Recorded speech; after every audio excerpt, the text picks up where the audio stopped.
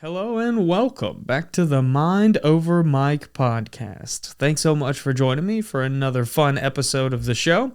Today's guest is the owner of Axon Ale House in downtown Bristol, Virginia. He's also a veteran, a father, a husband, and just an all-around great human being. I really enjoyed getting to know him better throughout the episode. In the episode, we detail his life. We talk about some of his early experiences with moving schools, growing up in coal country in Southwest Virginia, which is a little close to home for me as well. So we dive deep into his family history. We talk about some of his early job experiences and the bullying that led him to entrepreneurship. In his case, that bully is his teacher, Miss Greene. So you can find that later on in the episode. We also talk about fatherhood, being a role model for your son, and just being a good person in general. And I think that he's a great representation of that.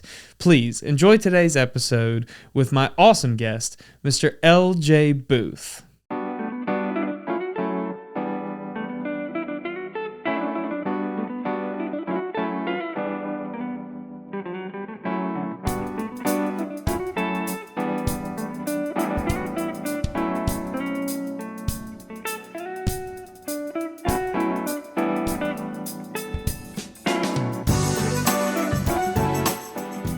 Well, you're always doing new stuff. Yeah, always. That's the weird part about I own a couple business, but Axon Ale is my first adventure into restauranting, and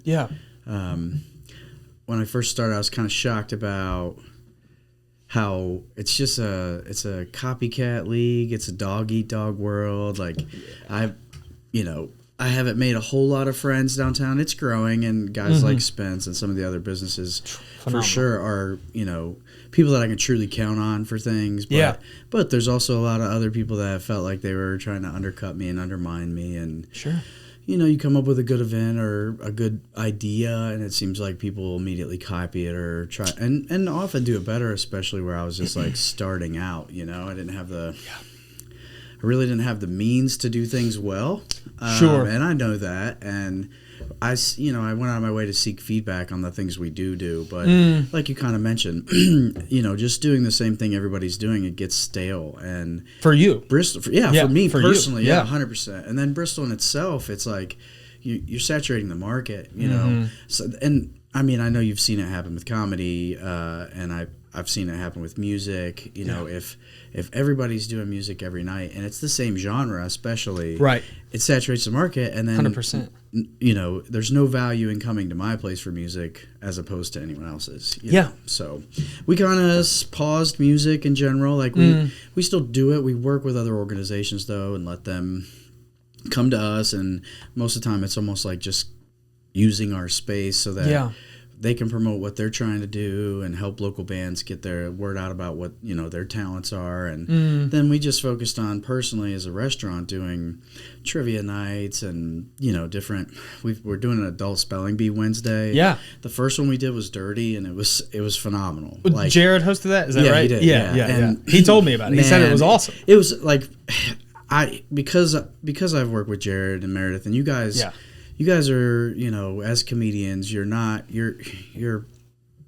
professional speakers, really. You know what I mean? And we're terrible businessmen. That's one good part about comics. We'll do it for no money because we don't know anybody. And even, and Meredith's helped me out with this one Wednesday because Jared's out of town. And I was like, Meredith, I love you guys and I consider you friends. Like, what do you want? And she's like, just give me dinner. And I'm like, well... But here's the thing, friendship is like a two-way street. And I just want you to know I acknowledge that you guys do stuff for me all the time, and I appreciate it. Like, if you need something, please call me. Like, I don't, you can use my stage anytime. Like, let's do something because I don't know. It's not dog eat dog for me. I didn't get into this as a get-rich-quick scheme. I really, truly, I care about my community. I didn't feel like there was a place for me. I'm early 40s. I have semi-grown kids, so I'm not really trying to go to Chuck E. Cheese, with my kids anymore. They can come to a place like Axon Ale and they can have fun. I can have fun. We set it up to be a place where you could go out on a date and feel comfortable. You can't do that at Chuck E. Cheese or even really It'll catch some attention if you do. Yeah. Bristol's getting a Dave and Buster's, and I don't want. Are we really? I didn't even know. They are at the Pinnacle. Okay. And I don't want this to come out as I'm hating on Chuck E. Cheese or Dave and Buster's. Both companies have gotten a lot of my money. Yeah. Being a dad of 3 boys. Sure. But those places aren't for me anymore. Yeah. And I wanted something still to do, you know, Right. so we put together Accent Ale House, and we've, like you said, we've done all this different stuff, and it's been so fun. Yeah. Creating a space for you too is something that kind of comes up a lot on the show. Like, I think we'll be about 40 episodes in by the time yours go, 35 by the time it comes out, and a fair amount of those are business owners from Bristol and Johnson City, and I hear this a lot with those folks. Is like, whatever I had in mind, I couldn't find, so I just had to do it, which I relate to massively as far as stand up and producing. Don't tell, local shows weren't what I was looking for. The production wasn't there, so I started doing it myself, and now it is. And believe me, it's a lot. You undertake a lot, which I also relate to. But I think a lot of people do. I think, for me, it's comedy. For you, it's Accent Ale. For others, it might be cross stitching or whatever the hell. But I think everybody has something that they go, if I want to do it, I need to just do it. Was that a scary place to be for you, or was it kind of liberating in a way of like, you're committed to the idea, we're doing this? So when I was like in 7th, 8th grade, I knew I wanted to be a business owner. Really? I really did. I took my first class. In fact, I'm going to write a book about this woman because her name was Miss Greene. I don't know if she's still alive, but I do hope she hears this. Okay. She was just a rich woman, who should have retired long ago, who didn't really like students. Sure. I was a poor kid who, deflected my insecurities by being funny, and preaching to the choir. Actually, most comedians probably, I have terrible stage fright, so I'm getting over my bullshit. We relate. Miss Greene, she just really she belittled me often, and I'll never forget, like, we did this entrepreneur program where a local business owner came in, and he's an Italian guy. Name was Marty LaMaffa. He owned the LaMaffa Party Center. It was like a Holiday Inn conference center. It wasn't. Okay. I went back there like a couple years ago, and I was like, oh, well, this is not that big a deal, this sucks. But as like an 8th grader, I thought he was like the man. Of course. We sold boxes of chocolates in Miss Greene's class. Okay. All right. And we were allowed to like make our little businesses, partnerships, corporations, etc. And me and my friend Josh were the 2 class clowns, and probably arguably the poorest 2 kids in the 8th grade. You don't know how often there's an overlap between those 2 descriptors. Like, that's me and my best friend too. It's like, just who has the least money? Y'all are going to be hilarious. Yeah. That's all it is. Yeah. And it's just, you're getting by. Yeah. You don't have the... nobody's ever going to be like, hey, man, I like those shoes for the poor kid. Yep. So you've got to be able to talk to people and make people laugh and get them over their insecurities about the differences you have. Yeah. But anyway, me and Josh, like, we started out partners, and we went after it because we wanted to win this because the thing was Marty LaMaffa was going to bring us all to his conference center, and the winner would get like a steak and lobster dinner at this banquet and all this jazz. So me and him set out to win and really kind of get to Miss Greene. And we found ourselves in 2nd place to like her favorite like girls. Yeah. So Classic. Within the rules, we convinced the rest of the class, who was not going to catch either of us, to join our corporation. Yeah. So we did a conglomerate with all the other class. You bought them out. And me and Josh, well, yeah, we did. And That's we amazing. Won. And she was so mad. Yeah. And fast forward after that, because, he praised us, how smart it was and everything. Yeah. She couldn't stand that. She hated it. We were doing like the stock market game a few weeks later, and she was doing a little pop quiz, and this guy in front of me was talking. I also was talking. I own that. But she just like lost it on me. And I'll never forget this. I don't know why it stands out so much, but she like picked my books up and slammed them on my desk, but it was on my hands, and I just went, ow! And then the whole class erupted, and like she boiled over. Yeah. And she started like screaming at me. She's like, kind of that you're not going to ever amount to anything with your kind of attitude. And she was like, you know what are you even going to try to be? And I was like, I'm going to own my own business. And she's like, oh yeah?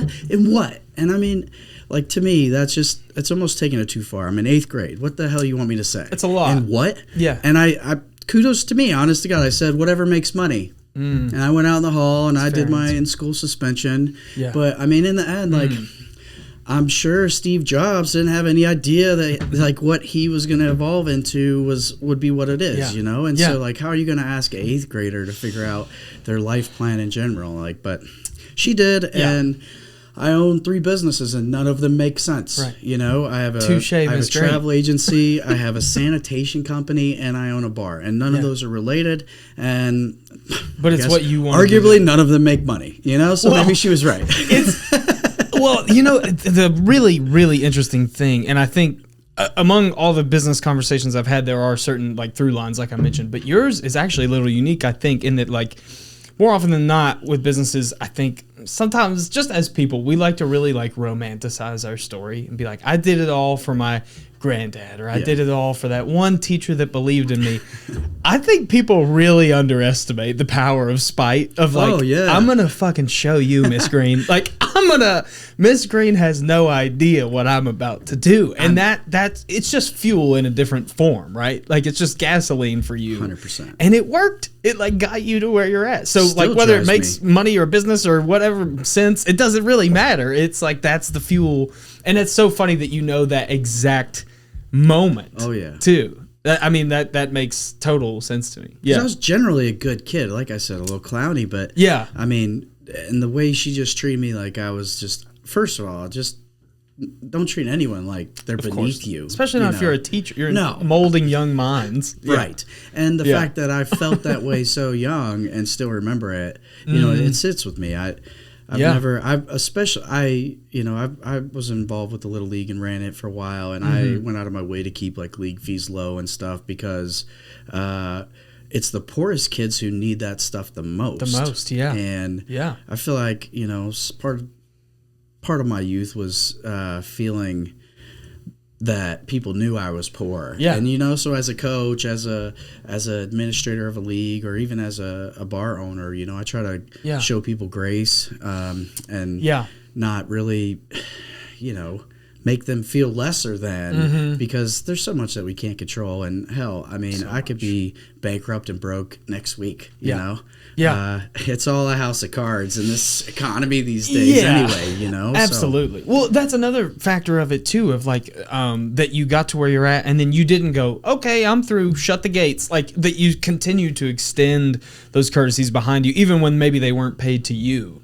Like, as a kid, I think that's another thing that I see, and it's unfortunate, but oftentimes when people kind of suffer the brunt of life a little, and, you know, are always, whatever, the poor kid, the smelly kid, the loser, whatever, they don't always turn around and help others smell poor loser kid, like, behind, you know? Yeah. It's kind of like, oh, I made it out of that. Shoof. Now I can be the monster or whatever. Yeah. Unfortunately, you see that sometimes, and I think, you know, you mentioned, like, other downtown businesses and stuff, and some are respectful to you and some are embracing, some aren't. I would imagine there's probably people in that realm that have the same inspirations you do, but once they got there, they just shut the gates and go, well, my time with charity is over. You know, I've made it. That's unfortunate, and you see it a lot in stand-up too. There are guys who, once they quote-unquote make it, whatever that means to them, it kind of stops there. The generosity stops there. And then there are guys who will take no-name comedians on the road and give you your first chance and all these things, and it can be super impactful when it happens. Yeah, I think that's huge.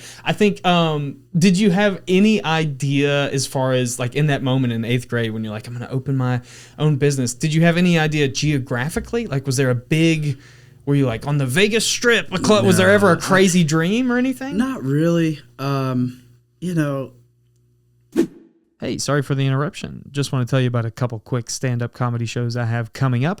I am finally getting over to North Carolina, so apologies for all the Carolina dates, but if you're listening from there, please come and see me on Friday, April the 3rd. I'm in Summerfield, North Carolina, doing a show called Comedy in the Gardens. The following night, April 4th, I am just a skip over to Greensboro, North Carolina, doing Don't Tell Greensboro. The following weekend, on April 11th, I'm down in Carborough, North Carolina, just outside of Raleigh, doing a show at a place called Lanza's Cafe.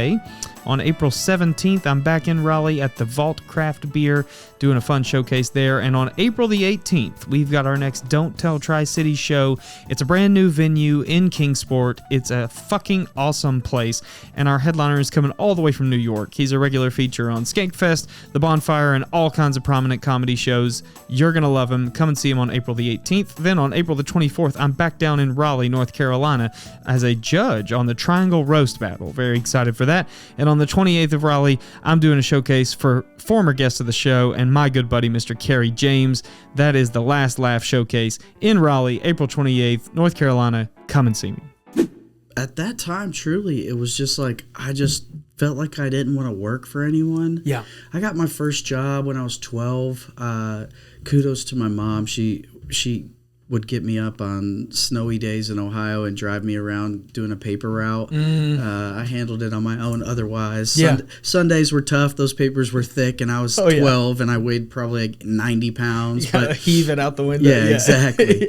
But, I started working then, and I will say the leadership in that, I don't even remember, pretty hands-off, It was just like all through the mail, I guess. Sure. But I did this summer program. Ohio had this program where, like, the summer of your 13th birthday, you could get a job. Like, it was a low income program, but I got a job at my elementary school. So I was going into junior high, middle school, and we were janitors for the summer. Me and my friend Josh, the other super poor kid. And now that's a sitcom waiting to be written. Right there. It was so cool, man. Like, it's hardly believable. In fact, I remember my mom's brother being like, "You're never going to get another job like this in your life. Don't think that work is like this." Because we would go in, and the head guy was like 75. He was old. Perfect. It was summer. And no you're one's 13? there. Yeah. Oh, my God. 2 13-year-olds assigned to this guy. So we would go to work at 7 a.m. We would nap till 9. Oh, yeah. He's retired, so if this gets out, he's not going to be in trouble. But we would nap till 9. Then we would go work till 11. Then we would lunch till 1. And we were like, me and my friend Josh, like I said, we were super poor. We would take our paychecks and we would go to the store together. We would get a loaf of bread. We would get a jar of peanut butter, a jar of jelly. We'd buy the big, like, 3 liters of soda. Oh, yeah. And we, like, saved all our money because we just shared it. And we would go in the library during the lunch breaks and eat the peanut butter and jellies and watch Mama's Family. You ever watch that show? No, Mama's Family? What is this? Mama's Family. It's like, you'll have to check it out. Yeah, I got to know now. Yeah, it's a sitcom. What years are we talking? 80s or something? 90s? This would have been like late 90s, but the show was probably late 80s to the mid 90s. Now I got to know. Is it a comedy like... interesting. Let's take a look comedy sitcom. 1983. Is that it? Yeah. There it is. Let's take a peek at this cast, because I don't know.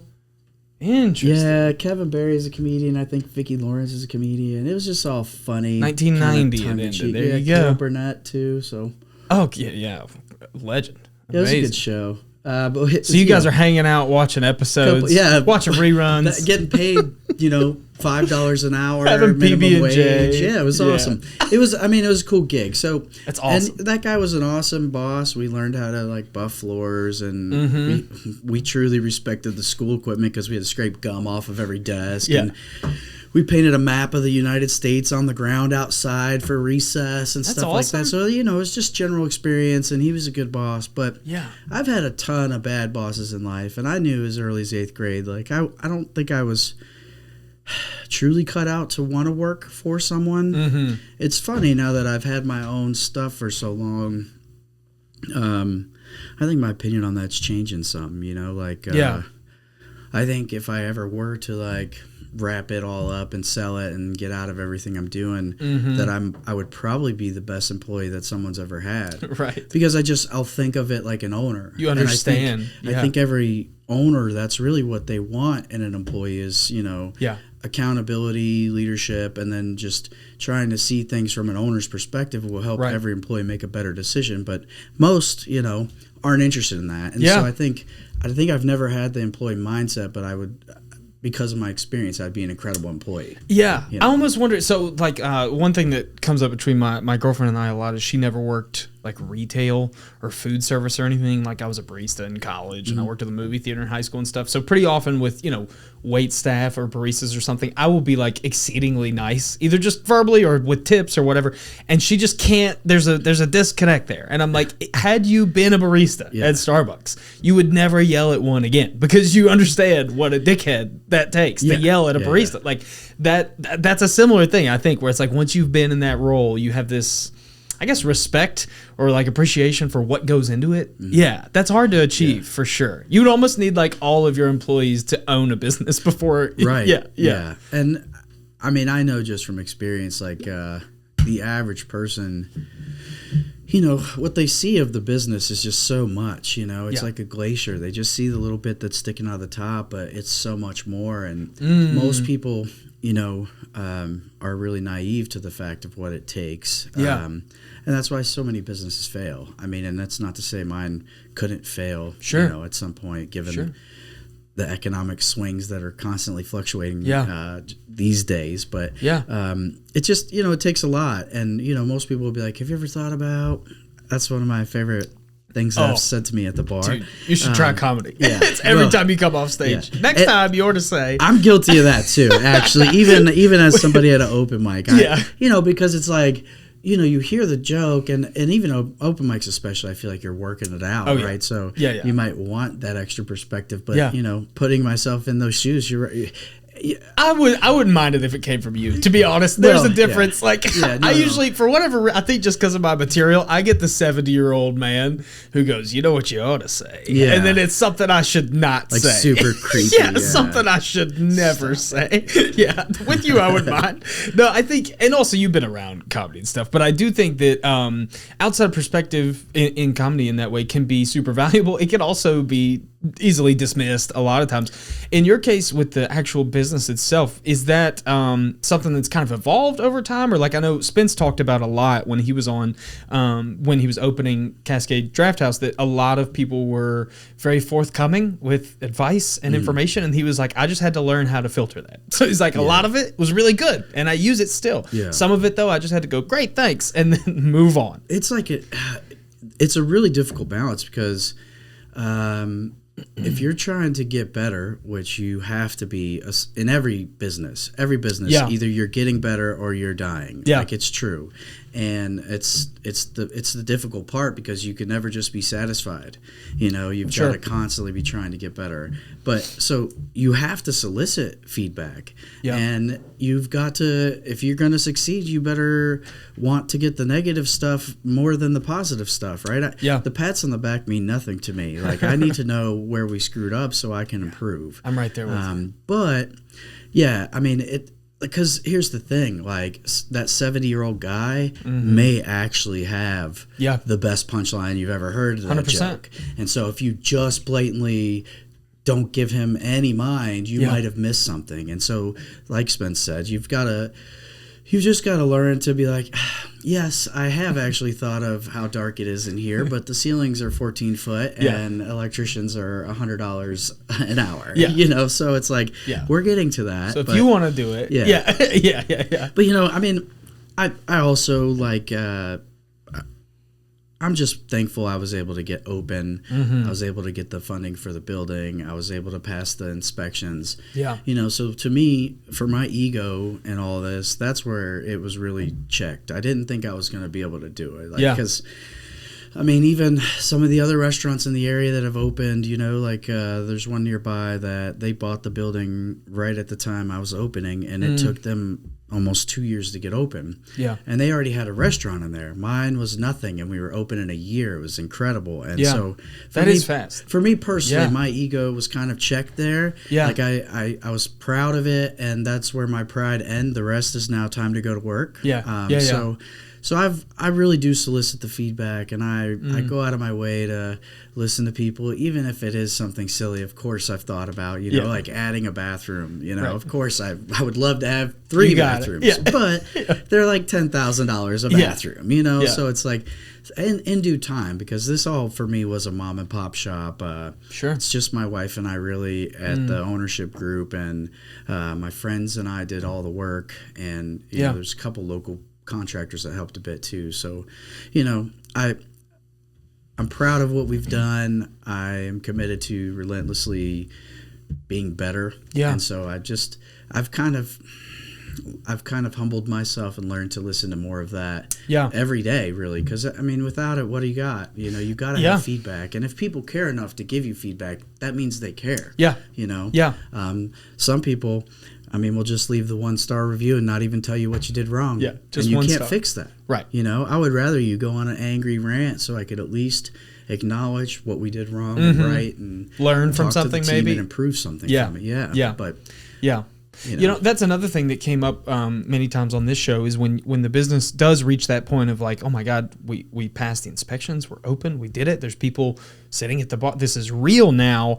I think it would almost, for the non-initiated, and I would maybe include myself in that, it would seem reasonable for you to go, wow, we made it, and just get complacent. That's where businesses die, is my understanding and experience just from the conversations on this show. So, I mean, the fact that you're still at the level where you're like, I mean, we're this X amount of, how many years into Axonale now? July will be our 3 full years open. 3 full years, right. So 3 years in and you're still as hungry as the day it opened. That has to be somehow related to the fact that it's still afloat and growing and changing and evolving. I mean, that's a huge detail that I love your expression too, like tip of the iceberg, because I do think that, you know, under the waves, what are some things as the owner of, say, Axonale that you think are under the waves that most people wouldn't even, you know, obviously there's payroll and employment and hiring, firing, all of these things, but are there any elements that you're like, nobody even knows that we go through this, like as a business owner? Well, I would say a lot of it. You know, most people look at the owner. I mean, when they come to the bar, they'll usually see me there, you know, hanging out with people.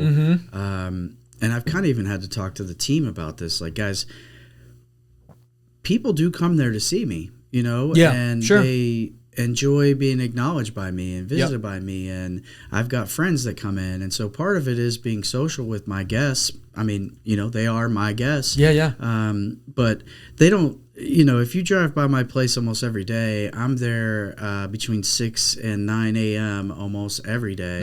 And then usually when the staff comes in, say we open at 4, if they come in around 3, I'll usually go home and shower, maybe take a little nap, hopefully take a little nap, because then I might have to be there till 11, 12, 1 o'clock in the morning. So I think people really do, like, they see a lot of owners as like fat cats that, you know, I often tell people, like, I'm not the man trying to hold you down, you know, like, I'm not just some ruthless owner that's like, you know, writing my paychecks during payroll and, you know, Scrooge who's just trying to ruin your Christmas. You know, I care about my people and I care about my guests, and I think that that's underestimated, you know, in today's world. Like, there's so many different political outcries and, you know, people feeling underpaid and suppressed by their ownership group. But, you know, people don't think, you know, I'm a single owner restaurant. I am there, you know, 70 hours a week, putting in everything I have to this place. And one thing I would say to the person who says, have you ever thought about, I thought about it for a year obsessively as I was building the place. And then I think about it every single day because in the end, I mean, just like your comedy shows and live music and everything in the area, like, it's hard to get people in your doors. It's hard to get people to trust to spend their money and their time. And, you know, that's a real struggle. So you can't just sit on your laurels. I will say, because you kind of mentioned going from like trying to get open to being open. That transition was a real kick in the nuts, per se, because we were like working relentlessly as construction workers, you know? Right. Dirty nails. Which I'm assuming you don't have a strong background in construction. Well, it's a weird thing. No, I was raised by my mom, so my parents divorced. And when I moved back to Virginia, my mom was just pretty messed up. She was kind of we'll say a casualty of the pill pandemic. Okay, sure. But she lost custody at 17, which is crazy to think. So my senior year, I moved down to Virginia, and I went over to Pocahontas, Virginia. You ever heard of them? Dude. Over near Bluefield. What are the odds of that?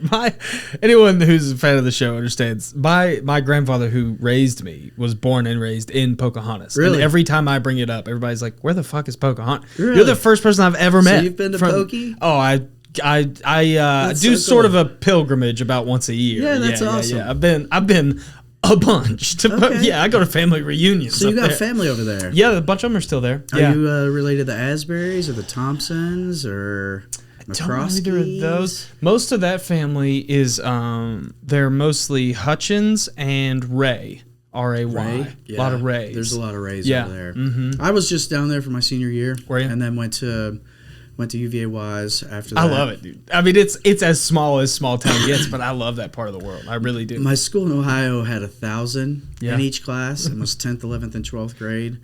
Pocahontas had 32 my graduating class. That surprises me, honestly. I would have thought less. It was 32. Well, it was the biggest one in 20 years. Yeah. And it was 6th through 12th grade with 200 kids. Yeah. So it was... That's quite a culture shock. Yeah, it really 100%. Was.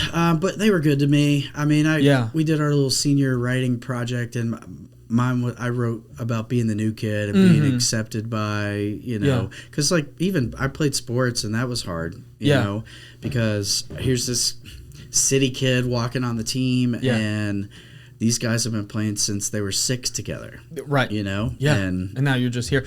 Cascade Draft House. I'm proud to tell you that Cascade Draft House is a proud first sponsor of the Mind Over Mike podcast. I'm very excited to team up with them, and they are a special business. If you love good beer, I know I do, you got to get down to Cascade Draft House. It's on State Street in Bristol, Tennessee, and they've got an amazing selection of 40 rotating taps, so there's always something new to try. They've got ciders, they've got seltzers, they've got IPAs, lagers, you name it. Tons of cool stuff, and it's not just about the drinks at Cascade. It really, truly is an awesome vibe in there. They've got open mic nights. There's fun for everybody. It's a great spot. Go and check out them, and thank Cascade Draft House for supporting the Mind Over Mike podcast. Now back to the episode. Yeah. Looking back, do you think it would have been more difficult going in the opposite direction? Like, say, senior year, you had gone to Ohio. That would have been a far less welcoming environment, I would assume. I mean, I don't know. Yeah. But, yeah. I was at Ohio. Yeah, I was in white suburbia in Ohio. Okay. And it was a wealthier area. I mean, sort of. Like, where I grew up would be the equivalent of the county here. Okay. You know? Yeah.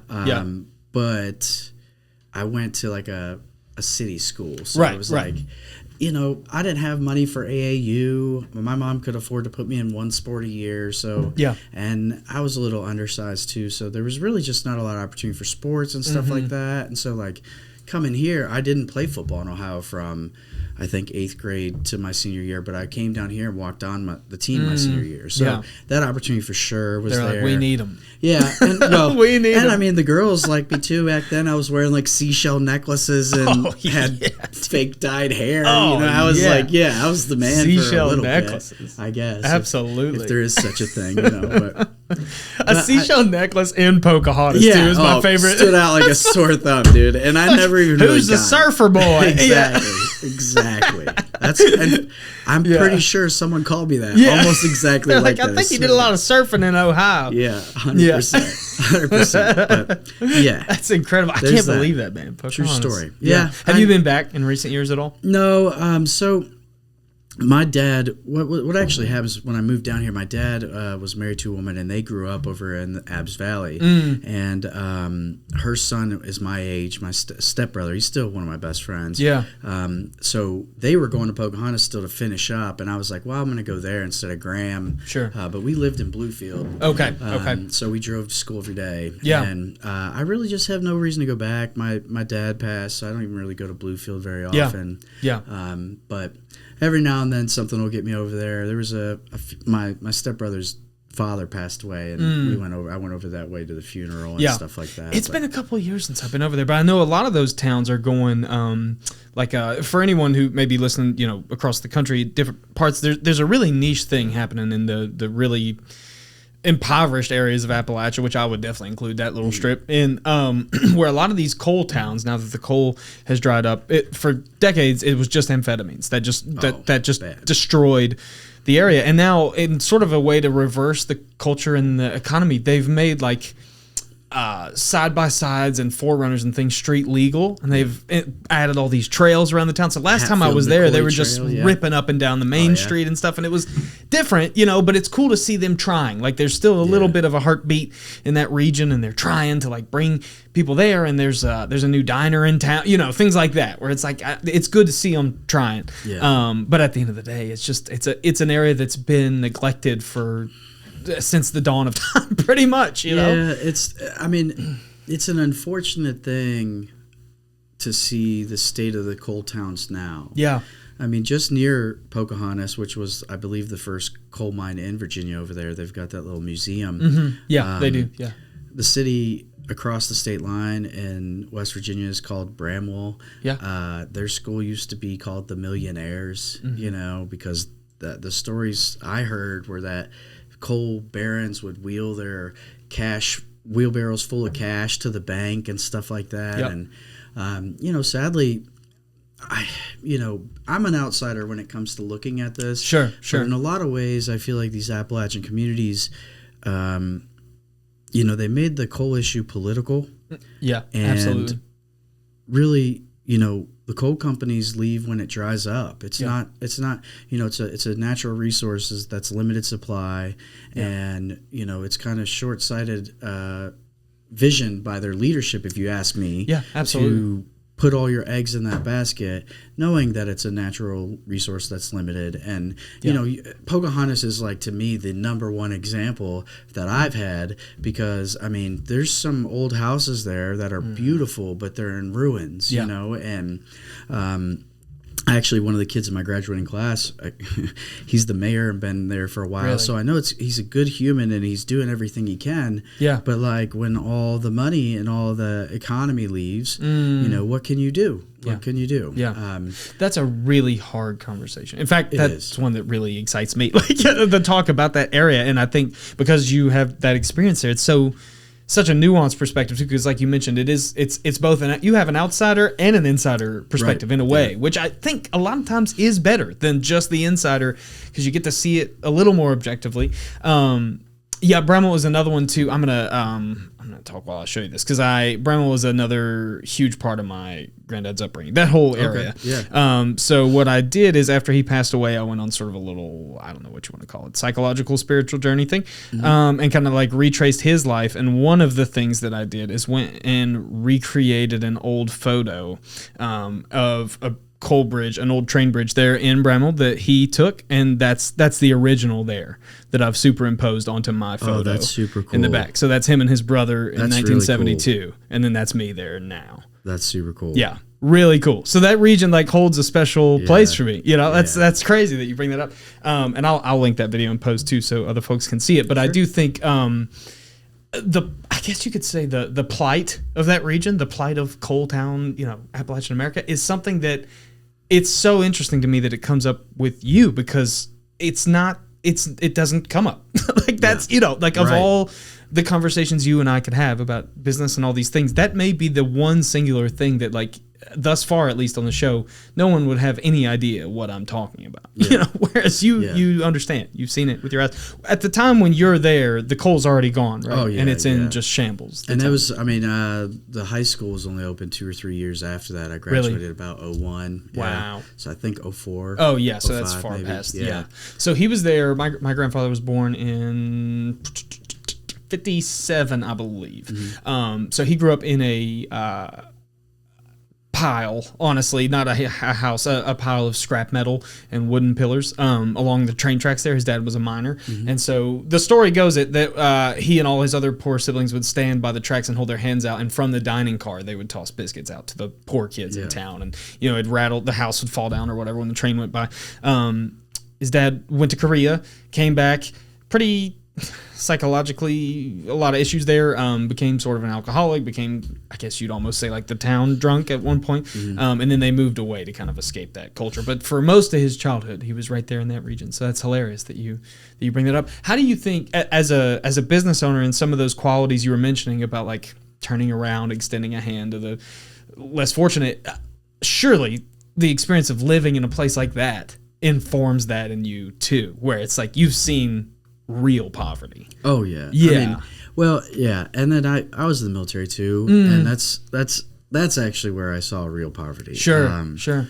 It's funny, but I was just having this conversation like 2 days ago.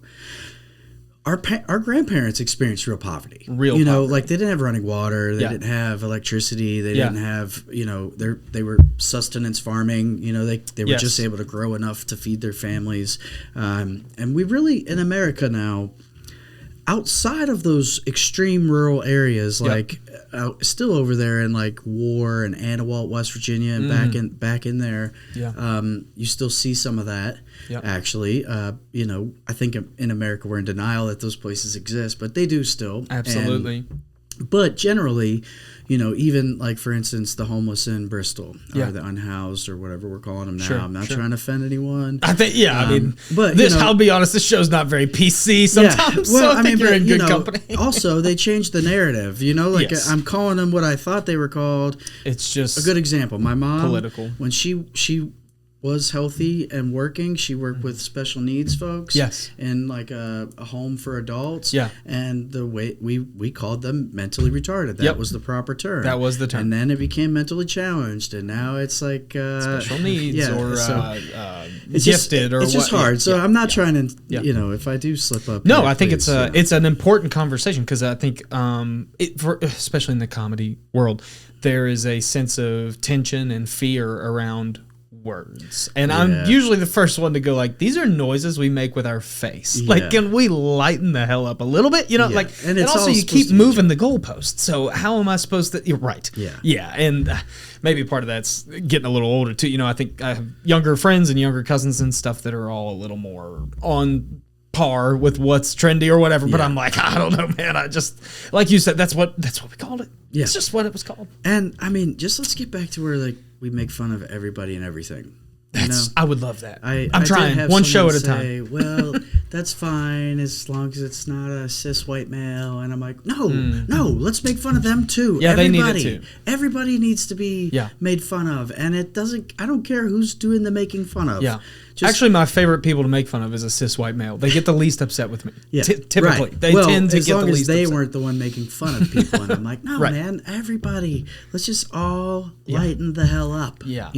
I'm very much of the opinion that I care as little as possible about everyone equally. That's my exact opinion. Is that like, I mean, about your differences, right? Like, I don't care as far as tiptoeing around your needs. I don't. I don't really care who you are in any way. I do want to use I want to use the correct thing you want to be called. Sure. It's just like, you told me your name's Nathaniel, so I'm not going to call you Sarah because that's a dick move. What am I doing? And if I change it, you can try to adapt to that, but sometimes it's hard. Yeah. It's hard. But I will say this, just to touch on the specific group, the trans folks I've met, none have ever taken an offense to, an honest attempt and not trying to be disrespectful. It's almost all media. It is. That's another beautiful part about stand-up is it really, there's only kind of one common ground in any room of comedians, whether that's 3 of us or 700 of us at a festival. You're funny. So you see all religions, all backgrounds, all races, all sexualities, all gender, like every possible spectrum, and we all have this one thing in common. It's like a true democracy in that way, where it's like, well, the only thing that matters. Can you make people laugh? Okay, then you're in. That's it. And that's all it is. It should be. And to be honest, there's a lot of people who don't pass that test and are also in the industry. So it's like, it's pretty welcoming. It's pretty welcoming. I do think the conversation around language, though, also kind of lends itself to the business owner aspect too. Like, you pretty often have to, I don't know if like censor or filter yourself is correct, but definitely be a little cautious about the temperature of the climate or the culture at any given moment. I mean, you can't exactly just go out and broadcast your honest feelings on everything. No, some business owners do. Not at all. But I've got myself in trouble for doing it a little bit. It's funny. This just came up today, actually. I was talking to my son about how competitive I am. When I met this girl in college, one of the rival fraternity groups, a guy came to her and was like, "Hey, I'm really concerned that you're dating LJ," and she's like, "Why?" And he goes, I just, just be careful, don't let him put his hands on you. And she told me this and I was like, what? Yeah. Do you know this guy at all? Yeah. We competed athletically in intramurals. And that's it. That was our relationship. Yeah. And I'm like, you think I hit women because I want to bust your ass on a flag football field? Yeah. Like I'm competitive, but I'm not a woman beater. Unless she puts flags on. I'm not tackling. Well, even then, I mean, I do. I have a running joke though. I have hit a girl. I have to admit it on the show. Okay. I have a little sister. Yeah. We were like 14 or 17 months apart. You beat her up. And I mean, she got me. What would usually happen is I would torment her and then she would lose her temper and then she would get me, and then I would fight back. And when they strike mean and hard. That's my running joke with my wife. I'll be like, you do know I've hit a girl before. So 100%. And you're giving off little sister vibes right now. My dad was 11 years younger than his sister, but at a certain age, that gap no longer mattered. Like by the time he's 12 and she's in her 20s, he's still beating the shit out of her. So it's definitely I didn't have any siblings growing up, but I heard the stories. My aunt still she always said anytime he'd be watching Rocky, she would just lock her bedroom door. She's like, "Mom, he's gonna beat me." Yeah, well, that was it. WWE or Jean-Claude Van Damme's movies. Watch Bloodsport and go kick your sister in the chin. That's it. I own it. I did, and she's a tough cookie for it. So, that's true. But I love my kid sister. She's the only girl I've ever hit. Yeah, I've been beat up by a girl though. Sure. We had a tough chick growing up named Amanda Wright. I hope she hears this. Oh, too. She's listening. Yeah, definitely. She's definitely listening. But she beat up a bunch of boys growing up. I knew a couple rough ones. She was the ball buster. I dated one of them. Yeah. Plot twist. I wound up dating one of them for a while, and then she went back to beat me up after that. But yeah, it was one of those weird things where my mom was like, "She's probably just mean to you because she likes you." And then I tried that for a while, and that wasn't it. She's just mean. Turns out she's just kind of mean, man. Yeah, no, she's actually great. She's married to one of my best friends now. They have a happy life or whatever. But she did used to kick my ass. I do want to ask too, because you've mentioned several times another difference between you and I is you have kids. One thing that I've talked about with other business owners who do have kids is this idea that a pretty big percentage for a lot of them is the example and showing your kids not only am I doing what I want to do and setting the example, but here's how to do it. I believe when Spence was on, he discussed having his son in the building, learning how the taps work or learning how a register works and checking out guests here and there. Is that something that you've tried to inject into your kids a lot, or are you a little more natural about it? What's the level for you there? Yeah. So the weird thing about how the restaurant even came about is when my son, who's 18 now, was 3 months old, I had just got my first apartment. I had just graduated college. Got my first real job. I was making $10 an hour as an accountant in Bristol. Big money. Yeah. Wow. And then I got an apartment over here on Godsey Road. And then I got the notice that my student loans were coming due. And then my accountant brain did all the math. And then at the time, what really got me, the reason I couldn't afford to live was because the place I was working, they were average age, probably 55, 60, and they did a company health policy. And my health care for my wife and child at the time was going to be $600 a month, and I made $350 a week after taxes. Yeah. And then my apartment was $850, and the student loans were going to be $500 to $1,000, and I did the math, and I was like, I can't do this. Yeah. I don't know what I'm going to do. And so I went to the recruiter. My dad was in the Army. His dad was in the Army. Okay. They were all Southwest Virginia raised too. Yeah. My grandfather was in World War II, and he came back with demons too. And, sure. Dad wanted to join in after Vietnam, so he kind of was in the peaceful area of the 80s. They staged for Panama, but didn't do a lot. Yep. But I was in college at 9/11, and I wanted to join then. Immediately. Like, literally went home, and my dad was infantry, and he actually, like, I mean, he wasn't a typically, he sees a Southwest Virginia dad, you know, not overly loving, pretty tough guy, coal miner, you know, and he cried on me that night, begged me not to go, because he's just like, he can't train you in 8 weeks for what you're going to go over there and do, and he was right. And he knows. Yeah. And so I agreed to finish college and did that, and then, you know, found myself in this position, and I was like, look, I'm going to go talk to the Army. I was in shape, you know, I had a newborn, you know, you can only do so much. Right. But I went to them and I was like, look, what's your best deal? You know, I'm doing this for my family. I'm not really like, I don't care what I do, you know, but I had promised my dad that I wouldn't do infantry. Okay. And I really otherwise was just like, whatever. Well, they came back with the best deal for me was going to be a cook.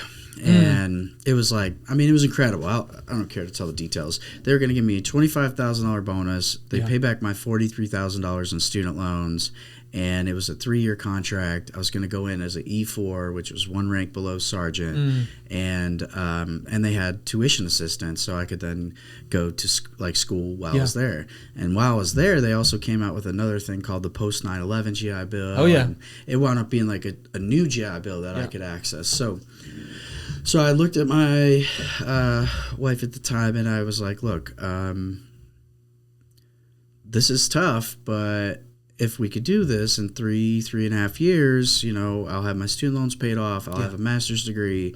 We will. My credit was messed up because I had doctor bills my dad didn't tell me about. So I could pay off all that and repair our credit. We could buy a house. It'll take care of everything, but you've got to trust me, you know, because it's a big. It's 3 years leap. too. That's a lot of. That's a big ask at the time. Fortunately, it wasn't a 5-year thing because I mean a lot of the contracts are that long. So I was just like.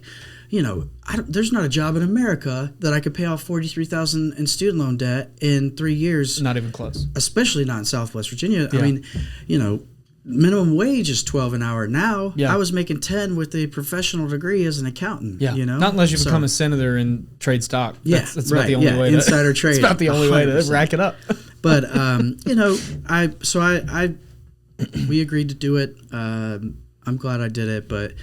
When I was like leaving that 3-month-old boy, you know, there was promises made, you know, and one of them was that I would use this experience to do something like I'm doing now. I didn't, you know, again, back to Miss Greene, I didn't know. Of course, but it's like, dude, we're this is gonna be worth it. You know, like one day I'm gonna own a restaurant / axe. Exactly. So it's very specific. That you would know, be a we're little gonna serve burgers and wings and the special on Tuesday is But it was just, you know, it was like I'm gonna make sure that you know for the rest of your life that me leaving you at 3 months old was worth it. And you know, also objectively probably harder on your wife at the time, but to a 3-year-old 3-month-old. 3-month-old, rather. I mean, like there's nothing. By the time you come back after 3 years, then it's time to be around all the time. You know, and it was calculated like that, and she did an incredible job of like he told my picture goodnight every day. And, you know, stuff, a bunch of you know, we're not together anymore, but I'll always have a lifetime of respect for how she handled that and how much that's a lot. How much he loved me still because I was gone. And I wound up doing. I added a year. It's crazy. I'll get to that, but But, you know, so I just wanted to I made a commitment that, like, leaving him, I was going to make that worth it forever. And I did. I went on to get my master's. I paid off my student loans. I checked all the blocks that I said I was going to. And then I got out and I got a real job. And I found myself doing IT as, like, an accountant consultant in Lebanon. And, you know, it was, by all accounts, a good gig. But I'm not really cut for sitting in front of a computer all day, every day, and like working from home. I worked in my basement for like 2 years, you know, no window. It's brutal. And I wound up helping an uncle, and then he had a small business and I got involved with. But fast forward a little bit, I had this duplex that I got right after I got a divorce, and hadn't lived in it in years, had a bunch of renters in and out, and then right at the height of the COVID market, someone came and offered me cash, like significant, and I was like, really? Yeah. It was that much. And so Right. I called the accountant, and he's like, yeah, well, you're going to give about half of it to the government unless you do this. It's called like a 1031 exchange. And so I was like, which basically the exchange means you have to, in 45 days, you have to identify the building, and then you have to close in like 90 days. So I immediately was like, I'm not giving the government 50%. Yeah, so I started looking for buildings, called a local realtor, he's a good guy who I've looked at some other stuff with him, and I couldn't find anything to work for my other companies. But when I saw the building in Moore Street, I thought it was fairly valued. I thought it was run down, which is the reason it was still available. Yeah. But I'm not scared to get my hands dirty, Sure. So I'll tell you this: I walked through that building and I saw it as it is now, which I don't consider myself particularly smart. I'm more of like a mule who's just willing to work hard until it's over. Which may be better than being smart, to be honest. I mean, there's a lot of smart, talented people who haven't accomplished anything because they're zero lazy. work ethic. Yeah. So comedians, they call them. Yeah. Touché. Yeah. Very talented and absolutely lazy. Absolutely. Yeah. But I just, I saw it and I went to my wife, and I'll be like straight up. She was like, "What?" Yeah. And then out to that point in my life, aside from a couple examples like Miss Greene, I haven't been doubted much. Yeah. The Army a little bit, people weren't so sure, but I was like, just trust me. I mean, I'm in shape. I'm not scared. Like, it's going to be fine. Yeah. But like this one, I caught a lot of negativity. One of my good friends owns a restaurant, and he was like, don't do it. And then another friend was like, "Are you sure?" Yeah. And then because he had dreams of it, and then he read a book, and he's like, "I'm out." My stepmom said, "Do you even know how to do that?" And my wife was like, "But you don't, I waited tables in 2000." Right. The year 2000. That's when I last time I was in a bit a of restaurant. A stretch between a couple decades there. Yeah. But like it's like I had the fundamentals of business down. I have an accounting degree. I have a master's in business with a finance focus. So like, you have this chip on your shoulder that you've got to tell Miss Greene to shove it a little bit. Yeah. I'm trying to get rid of it actively because it is like probably good. The chip is my ego, and I need to squash it because I'm right there with you because I've accomplished. Yeah. I mean, But, and this far in, also, I'm holding there's a lot of similarities that I'll go into. Our lives are so intertwined, it's insane. We're kind of similar in this way that, like, yes, there is some ego there, and the chip is bad, but without it, are we anything at all? Actually, are we anything at all? Speaking to myself, I don't know. I don't know. It's scary, right? I'm all for. I mean, we're very avid on this show about mental health, and I go to therapy. I'm very adamant about. I have no shame in saying it, but also like there is some level of me where I'm like, "Fuck you, Dad." Like that's the only thing that's kind of getting me through life a little bit. So I can relate to that a lot. Well, I'm proving people wrong about me for sure, and there's a list. I mean, I've got a couple other people out them on the old podcast. But so Axonale, it's really starting to come together, and like I said, I didn't think I was going to get the permits. I didn't think the bank was going to loan me the money, but it was just the right time, and things worked. And so kind of, I closed on the building. I start the project, and my oldest is now 16. Yeah. And he really didn't take an interest in the hard work up front at all. Sure. As most 16-year-olds. Yeah, right. And I was not too nice to him about it at the time. Yeah. But I also I wanted him to have a good high school experience, even my dad, my senior year, I played 2 sports. I didn't play 3 because he was like, it's time for you to work. Right. I didn't work. Right. But I also didn't do track. Yeah. So, but, I get it started, and then his senior year, he decides he wants to do the culinary program, or his junior year, sorry. And Tennessee High? He went to John Bad. Okay, gotcha. So, I didn't really want that for him, like it wasn't my influence. I don't know if he was trying to do it, You know, as a nod for me working hard to do it. I don't know. Yeah. I don't know why he did it. Now it to me seems he loves it. Mm-hmm. You know, it's a passion, which I'm thankful that my kids can pursue their passions versus having to like just go do something for money. Work at dad's laundromat or whatever. Yeah. But he's, you know, so we opened, this is year 3, and now he's kind of working for me full time there. Wow. He's taken a real role. Right now I've kind of pulled him back, and I'm trying to get other kitchen professionals in there, but like he fills in, he can run the kitchen by himself. He's doing our weekly desserts and all that stuff.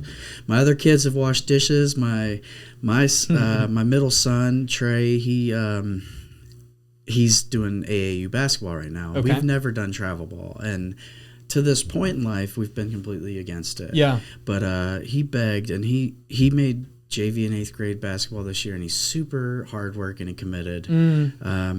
But, you know, I'm not raising spoiled boys. I'm trying to raise good men. Yeah. And so it's like, look, dude, we'll do travel ball, but you're going to pay it for it. Mm-hmm. And he's like, what? And I'm like, you can work at the bar. I mean, I can have you sweep, vacuum, you know, wipe things down. He's been doing all kinds of little stuff, and we'll keep track of your time, and you're gonna work and pay this back, because not slaving away, but learning the importance of hard work I mean, it's and payback. Right. So IRS sweeping up, it ain't gonna kill IRS, who's I'm sure is listening. Yes, most of my views actually are the IRS. He's doing age appropriate work. Yes, okay, absolutely. It's tax free, and never more than X amount of hours. Right. But I mean, in the end, you know, he's not going to be an NBA player, but he's going to work for it and value what he went through more. Yeah. He's going to appreciate it more, because he knows, like, I'm taking time off work. You know, Saturday we were slam busy, but I was in Greenville with him, you know, spending one-on-one time at a tournament, watching them get beat up by much better teams than us. Yeah. But, it's brutal. You know, so, like, I'm trying to raise good men in an era where, you know, a lot of kids are rotten. And so I don't spoil them. I don't want them to have, you know, I don't wish the life I had on them by any means. Of course. But I make them work for what they want, because that's how you learn to value things, you know. Yeah, and it sounds like they're at a point too where they're very blessed as far as just the essentials. They have a roof over their head, they have the love they need and the attention and the food and things. So you almost, and I hear this from other parents, and I obviously we mentioned I grew up very similar to you, so there was no need to manufacture struggle for me as a kid. But in your situation, I relate to this, I guess you would say, the modern dad that's like, I kind of need to manufacture some struggle for these kids. They kind of have it a little too easy, and we don't want that to lead to another generation of just useless men. Like, hard times create good men. Exactly. And you don't want to be too hard on them, obviously, and you're not trying to replicate your childhood for them. But a couple, you know, sticks in front of the bike wheel never hurt, because you fall and you learn, and it scabs over, and then you keep going. Like, that's a very good move. I respect the hell out of it. And my wife and I were talking on the way to Greenville. Like, I'm thankful, because I went through a significant amount of trauma. Like, you know, just even like moving around so much. Oh my God. Yeah. I think I moved like 8 times before junior high. That'll do it. And my mom and dad both, they needed the opposite sex. Yeah. And so like that creates like a weird part for kids as they bounce around and date and find relationships. So it was difficult. And my kids have we're the same person. My kids have experienced none of that, you know, and I couldn't be more proud, because it's like, you know, truly, as a parent, you just want to protect them from everything. Yeah. But which is one reason I really like sports, because they get to fail, they get to struggle, they get to have things that they don't like, and you know, they get to figure out who they are. Yeah. And that's kind of like manufactured challenges. It's in a bubble. But you know, most sports, I will say though, is not that way anymore, because we don't let, you know, it's not who wins or loses, it's about how you play the game. Everybody gets a trophy. And I don't agree with that. Like, I really don't. I think it's like, hey, they were better than you today, and that's okay. But I say this to my kids all the time. What are you going to do about it? Yeah, work harder. Do you want to let them keep being better, or do you want to learn to put in the work to be better? And so far, my boys have taken that on, and I'm proud of them for it. Well, that's a very business mindset, too, of like, oh, what's that? Some taxes we didn't know about? We're down for the quarter? Well, what are we going to do? Cry about it? Get a blue ribbon? No, we have to figure this out. Like, that's an important skill to get. And this stuff people, like you said earlier, about what they don't think about. They really don't think about that. No, not at all. You know, I pulled out my phone today to send a text message. I was trying to find a recipe we used last year. I was messaging the old cook, and before it took me like 7 minutes to get to where I could send her the text, because I had a message from you. I had 3 other messages from someone else. I had a notification that I have to check because maybe it was somebody saying, "Hey, you spelled cheese wrong," or whatever, you know. So it's like, I don't think they realize how much of a drain it is just to be the business owner, you know. And I'm not trying to whine by any means, but you know, I think if people really did understand how much pressure and how much worry and how much time you invested in it, there would be a whole lot of less of the, like you said, the 73-year-old man stuff, because it's like, listen, dude, I've been writing this joke for 3 years, you know, like, and it works everywhere. But sure, I'll add that dirty thing about the girl's underwear that I can't really say because it's the creepiest shit ever. But that's most of the suggestions. Well, the other thing that's interesting about this whole conversation too, of like things people don't understand and passing on to your kids, I think one thing that from just honestly from Don't Tell, you know, I say quite often on the show, like it's every 2 weeks for me, but it's a full-time job for many of the same reasons you're mentioning, like constantly booking, promoting, marketing, outreach, networking. Like this weekend, for example, we're through it now, so I can talk about it openly. We had a show on Saturday, and as of 11 a.m. Saturday, I had a sold-out show of 70 people with no fucking lineup, because all of my comedians had bailed on me in the last 24 hours. So I, in a panicked scramble all of Saturday morning, in about 2 hours, pulled some strings, and it wasn't the greatest lineup we've ever had, but it was good, and it was great for them, and the crowd loved it. It's just my taste that wasn't met. But I mean, everybody on the show did fantastic, and we made it work. Meredith was there. She did great. And it's like, that's another thing where those 70 people just walked away going, what a great show. They have no idea. I haven't slept in days because I'm going crazy for this thing. So that's, I do it every 2 weeks. I'm not at all claiming to be on the level of what you deal with or Spence deals with, or like my friend Laura owns a very popular general store in Johnson City, and it's just, I mean, it's insane what you all go through. I do think, though, that maybe more than ever, would you say there's some level of, you know, shop local and some awareness now of like support these local places? I think a lot of people maybe don't understand all that goes into it, but they do want to support you, it seems, from the outside. I think it's definitely getting better too. Now when Dave and Buster's shows up, that could be a problem. It is concerning, it is. man. I mean, really, like, and I'm not trying to fire shots at anybody, but every new place that comes along, and I'm guilty of it too, you know, like it was like, we should do trivia night, you know, but other people were already doing trivia nights. So, like, you know, not trying to shit on what they're doing, but, like, I also got to figure out how to get people in here. Of course. And so, you know, I was like, okay, well, they're doing trivia night on Tuesdays. I'll try to do it on Thursday, you know, and then it happened. Trivia night's packed. It's awesome. Every Thursday, shout out to the trivia night team at 7 to 8. It's busy.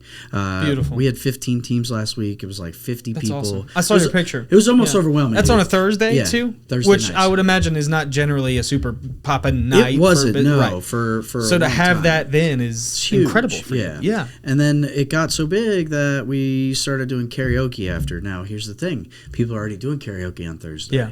And they probably thought that I did that just to rain on their parade. But it was just, I have 50 people in here they're now. Here. And they're leaving after 1 hour. Yeah. How can we capture the audience? Yeah. So we just kind of rolled into doing some singing if people feel like it. And then that's become so much fun because, like, I never did karaoke in my life, and I've run it several times. So, like, my skill is getting up there and being, like, the worst one. You know what I mean? So, like, if you get up there and you kill, nobody else wants to get up there because, like, that was too good to follow. But I'll be like, see you. I'll get up there and, I mean, it doesn't even matter. That's me at open mics. I've had actually about Shout out to Chris Tester. Have you met this kid, Chris Tester? I don't know. I keep calling him a kid. He's actually older than me, but he looks 12. I love Chris. He's one of our new comedians from Blue Ridge, and he's 3 or 4 months in now. And he was telling me we've gotten pretty friendly, and he's started to come to Don't Tell and hang out now. He wanted this. He's interested in producing, so he's kind of my shadow at shows, and he'll just watch. He asks all the right questions. He's not just in it for stage time. He wants to learn. Yeah. And so I'm walking him around, and he was telling me the other night. He's like, I have not told you this before. And he's like, but I went to an open mic at Blue Ridge a couple times, I think, before he ever went up. And he was like, I watched all of you go up, and I was like, I could do this. He's like, you guys sucked bad enough. Literally. And I was like, dude, I'm glad I could be that for you. I'm glad I could be the shitty one up there so that you think you could do it. That's a huge thing for them, though. I'm going to take this sweatshirt off real quick. Yeah, go for it. Yeah, the weird part about that is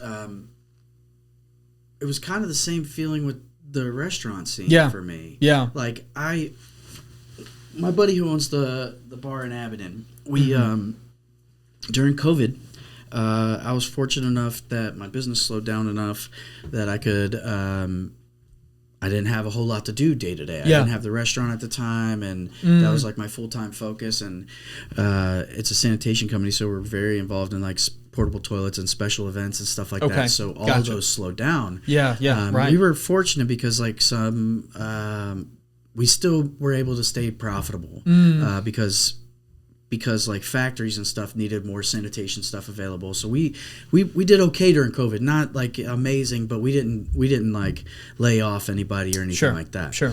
But I found myself with less to do because I usually was managing the special events. Right. So, like, it was like 4 or 5 of my buddies and I, a couple lawyers, a couple business owners, we hunkered in at the bar in Abingdon, JJ's. And I know JJ's. Yeah. I love that place. I do too. The owners are friends of mine. Good food, too. We've traveled together. Yeah, excellent food. Yeah. Chef-based awesome. menu. It's phenomenal. Great staff.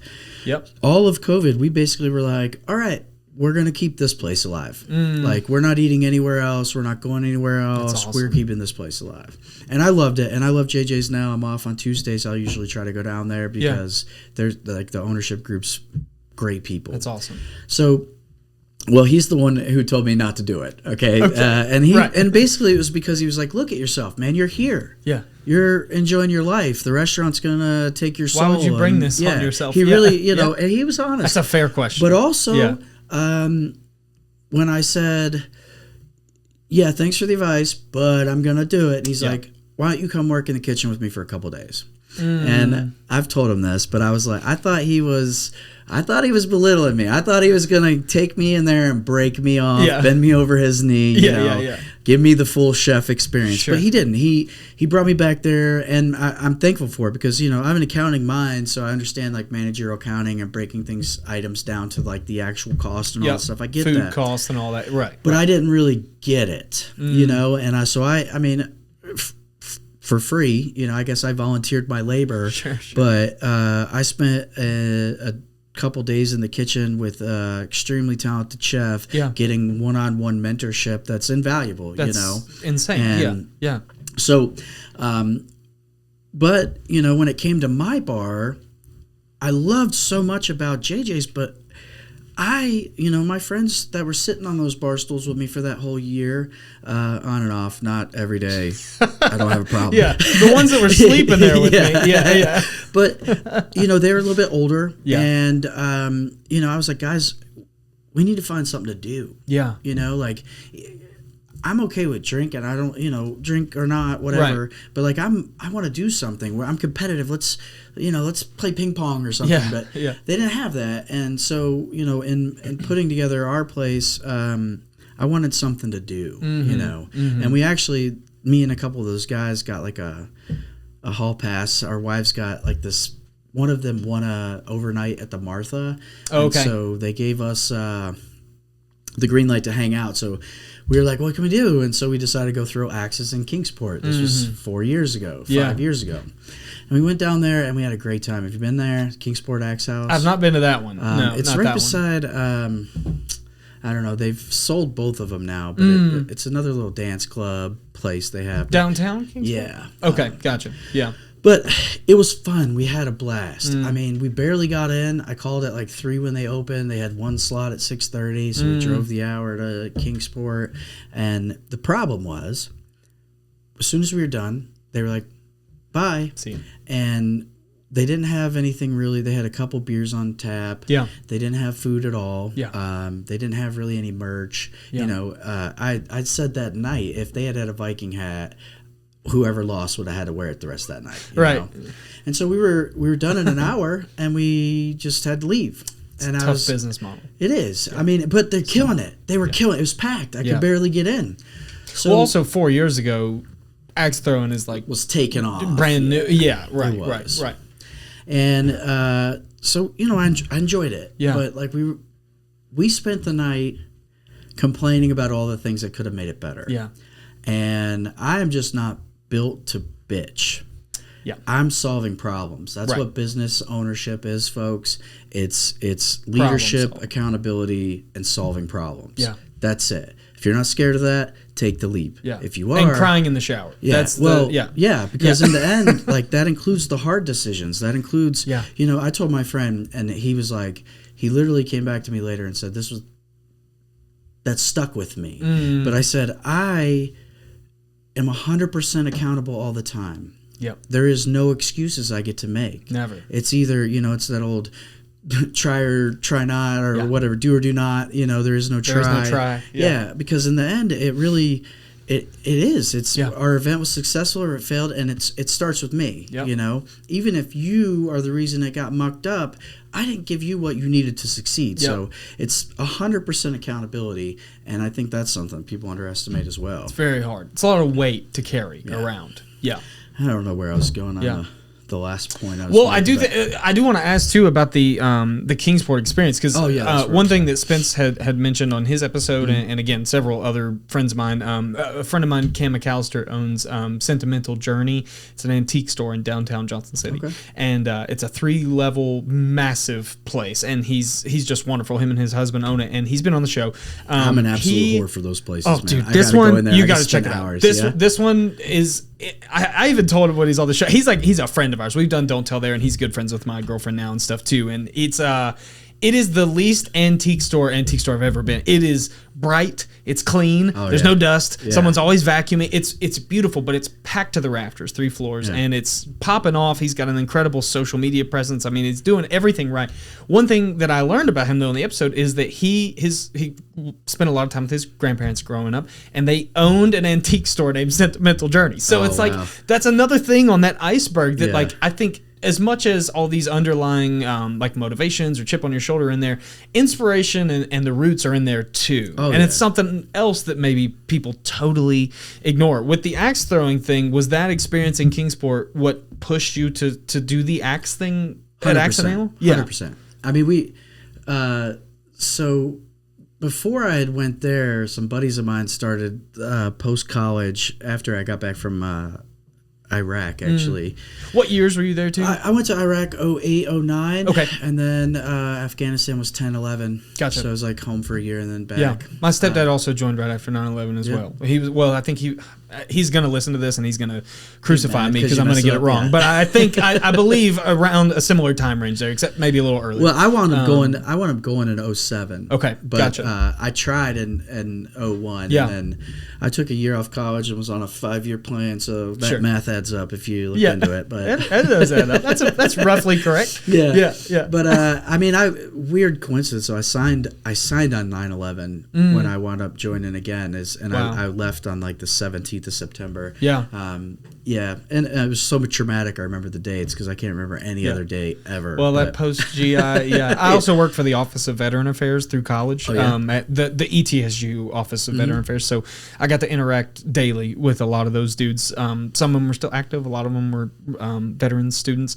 And getting to see kind of obviously the university side of that, but the inner workings of the VA and the post-9/11 and what the military is doing for a lot of our students, I think is another thing that most people who would sit in that chair would have no idea what I'm talking about, but you relate to. Yeah. That's what the whole time you've been talking, I've been like, oh my God, we have so and much. My grandmother partially raised me too. Really? I've got that so going much on as well. So much, yeah. But yeah, the axe that was the inspiration for that part, you know. Yeah. One good experience did it for you. Yeah, and it was such a good experience because I was able to share it with those friends. Sure. Otherwise, there were so many shortcomings, you know? Right. And so I just felt like if a place existed where you could go and do the activity, access, whatever, and eat dinner first or have a place, because, you know, fortunately, we all kind of won one of those games. But if one person would have dominated it, I would have wanted to go do something else to get my retribution. You know, and our bar, you can play axes and then you can go play basketball or play buck hunter or. I was literally going to say buck hunter. Oh yeah. I mean, there's so much there, and that's really the point. Is like, you know, a normal restaurant can have good food, good drinks, and good service. That's 3 things that they can focus on, or atmosphere. Let's say 4. Yeah. But, you know, we've got 5 with the entertainment aspect. So essentially, which is really 20 within one. Yeah, so many there's different so many things you could do. Yeah. But you know, most people will forgive a restaurant that has bad service but great food and great drinks, or vice versa. So you know, we get a little grace because we're not like gourmet food, but we smoke our stuff. We make a lot of our sauces. The food is excellent. Yeah. So what winds up happening is people come there for the entertainment and the good staff and the drinks, but then they find the food is incredible. You know, and so for us, we feel like we have an advantage in the market, right? Because we have more to do than just a standard food and drink. Yeah. And so our goal is more to get you there and keep you there all day, where a lot of restaurants are just trying to turn and burn and bring in the revenue. We want you to come back with your group of 20 or 30, whereas most restaurants, in fact, happened to be this weekend. We got denied. We had a group of 30, and they're like, we don't do that on Saturdays. And we were like, oh. Kudos to you for liking 30 people enough to have a meal. Well, honestly, it was that travel. I've never had a group over 4, if I'm being honest. Travel basketball stuff. Oh, okay, you know, all right, yeah. And those are all good folks. I mean, really, truly. Yeah. But, you know, to your point about like the things that I have a patience for or not now because I own a restaurant. Yeah. We wound up going to Outback. And it was 30 people. That's a lot. And so I went in with my wife while we were waiting for an hour and a half to get the table. Yeah. And I just got a drink and an app because I knew the food was going to take forever. Yeah. And we were sitting there and the food took another hour and a half. So it was like 3 hours total waiting for this meal. And I was good though because I snuck a little quesadilla, you know. So goodness, an Alice Springs chicken quesadilla, forget it. I'm happy. That's all I need. It was really. That's all I need in life. I'd go home. I'd leave. I was impressed. I'm getting out of here. I've had some Outback debaucheries, if you will. But I feel like it's very hit or miss experience. Yeah. Even though the food took so long, they had like 2 grills down or something. But one of the guys goes, "Do you have more of a patience for this type of thing?" And I was like, I mean, here's the thing. Like, you guys just dropped 30 orders at once. That's a lot. I don't care if they had the full grill and a full staff. Yeah. That's a lot. If there's one dude back there? Yeah. And oh, my God. I mean, and, you know, today's people aren't built the same. They stress and panic way differently than the old school. The old school was jacked up on Jack Daniels and cocaine back there in the kitchen, and they were going to knock it out and be fine. Yeah. But, you know, nowadays... You don't hear a lot of Led Zeppelin coming from the kitchen these days. Our kitchen's eclectic. There's all kinds of stuff going on I love a kitchen, dude. I'm dying to get some real hardcore chefs in here. I know a couple, one used to do stand-up and stuff, and I think there's always a very strong kindred spirit between stand-ups and chefs. In fact, there's some overlap a lot of times. There'll be both. That's a fascinating world, though. It really is. Yeah, I mean, and people underestimate how difficult it is. So difficult. So beautiful. They act like such an art. Yeah, it is. Yeah. And I mean, finding talented individuals for the kitchen's difficult. Yeah. It's an art performed by maniacs, which is exactly what stand-up is. It's the same thing. Yeah. Yeah. It really is. Psychopaths. It's organized chaos. And, you know, chefs, weirdly... are tasked with being an artist and a factory foreman. Yep. You know, like there's creative space for the plating and the ingredients and even coming up with the actual thing to eat. But it's got to be produced then like a factory. Yeah. Which is why I think a lot of a lot of people that go into culinary fail because they're really good at the artist side of the brain, but they're not good at the organization side, and vice versa. And stand-up's the same way. I'm fortunate. My friend that owns JJ's, his name's Joel. He's a pretty great guy. They helped me tremendously, which I can get to in a little bit with the restaurant. But not just bringing me in his kitchen, which I'm so thankful for, because I really didn't. I did a stint at McDonald's, which I feel like every poor kid ever did, or at least some fast food place. But and I saw their organization, and how they run their ship, and how everything is done a certain way every time, and that's what makes McDonald's what it is. That's how you become their McDonald's. Consistency is absolutely what sells for them. And so, but I hadn't seen that in a mom and pop before, and so to see, and they're, JJ's is celebrating their 13th anniversary. And so I was really thankful for that, because like he just said, he showed me how he portioned everything, and it's like, oh man, I didn't realize, your mac and cheese was almost counted to the noodle, Thanks for that, though, food costs, because like it's such an important thing. Food costs, labor costs, those are restaurant killers in every industry of the restaurant world. So super thankful for their experience, and he might be somebody I could get in touch with. He's a good dude. Oh, that'd be awesome. I'd love to. From Mississippi. He's an awesome guy. I just like the conversation of entrepreneurship. That's one that I've had quite a few times on the show in very different avenues. One of my favorite episodes actually that we had is he's a PhD tenured professor of psychology who's retired from ETSU, and I think that's one of the more fascinating conversations I've ever had. It's also it's interesting because my mom got a master's in psychology while she's raising me. So when I'm a kid, I would sit in the back of his classrooms while she was in class. So we go way back, That's but cool. to have a conversation with a guy like that as well, where it's like, it's something that I think some people maybe have an appreciation for, but not quite an understanding of.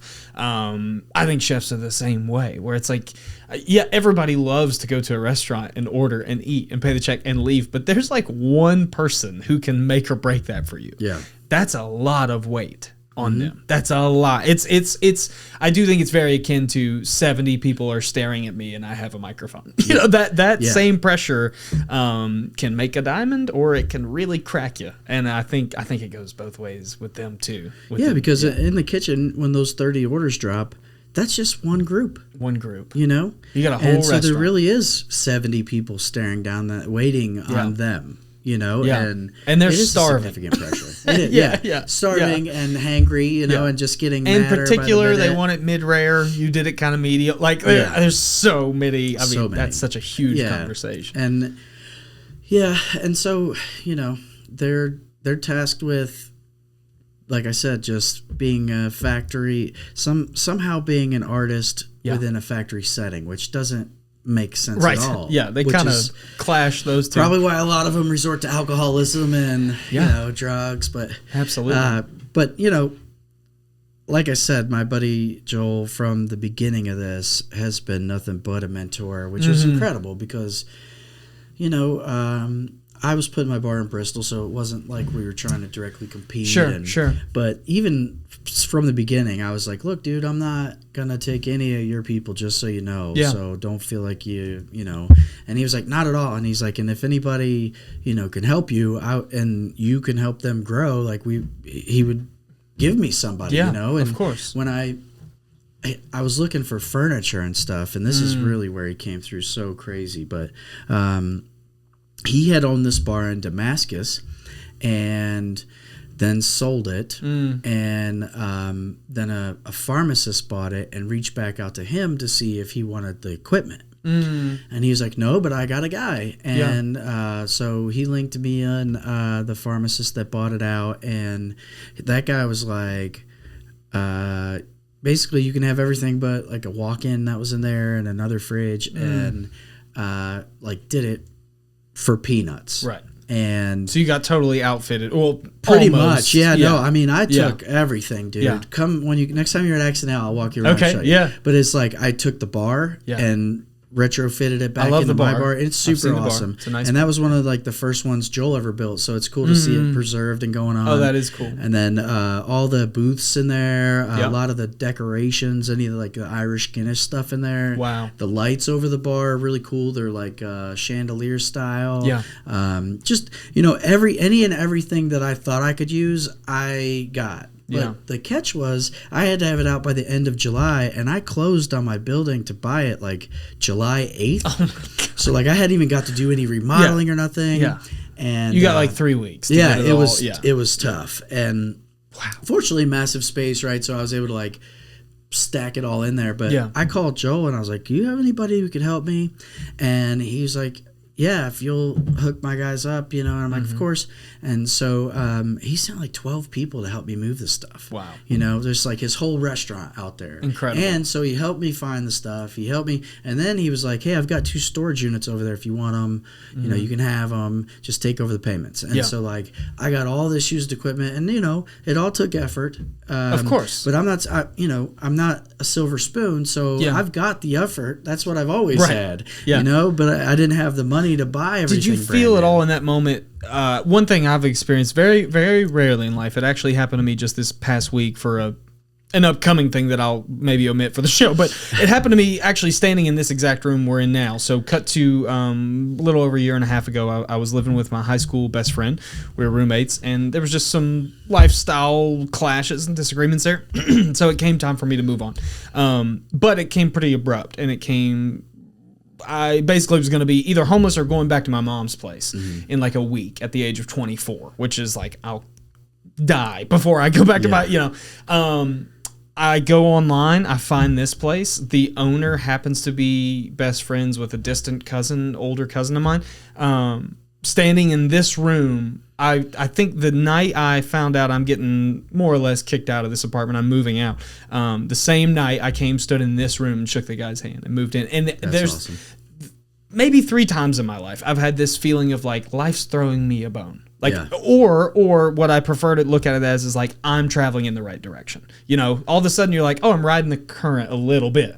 Did you feel that in the moment, or was it so overwhelmed with all these unknowns? I mean, that process was overwhelming. Yeah, that's it was just big, so quick. I knew how blessed I was to just be able to secure it for you know, super reasonable cost. Yeah, but it was just another burden at the moment. Sure. Because like I had to pile it all up and not worry about that for a year. Right. And then it was like once I got everything cleaned up and cleared out enough, I was able to start moving it in and cleaning it up. And that's when that sets in. That's when it was special. Like, oh man, this actually works. Yeah. I didn't think this was, you know, and you know, again, to Joel's credit, like he said, everything was working when he put it in there, and it all worked. I mean, some of it needed like a new cord or something like that, and so it was huge. I mean, that's incredible. Most restaurants fail because they do too much. They, you know, they get all new equipment. My cousin is a chef consultant, and he flies around the country consulting for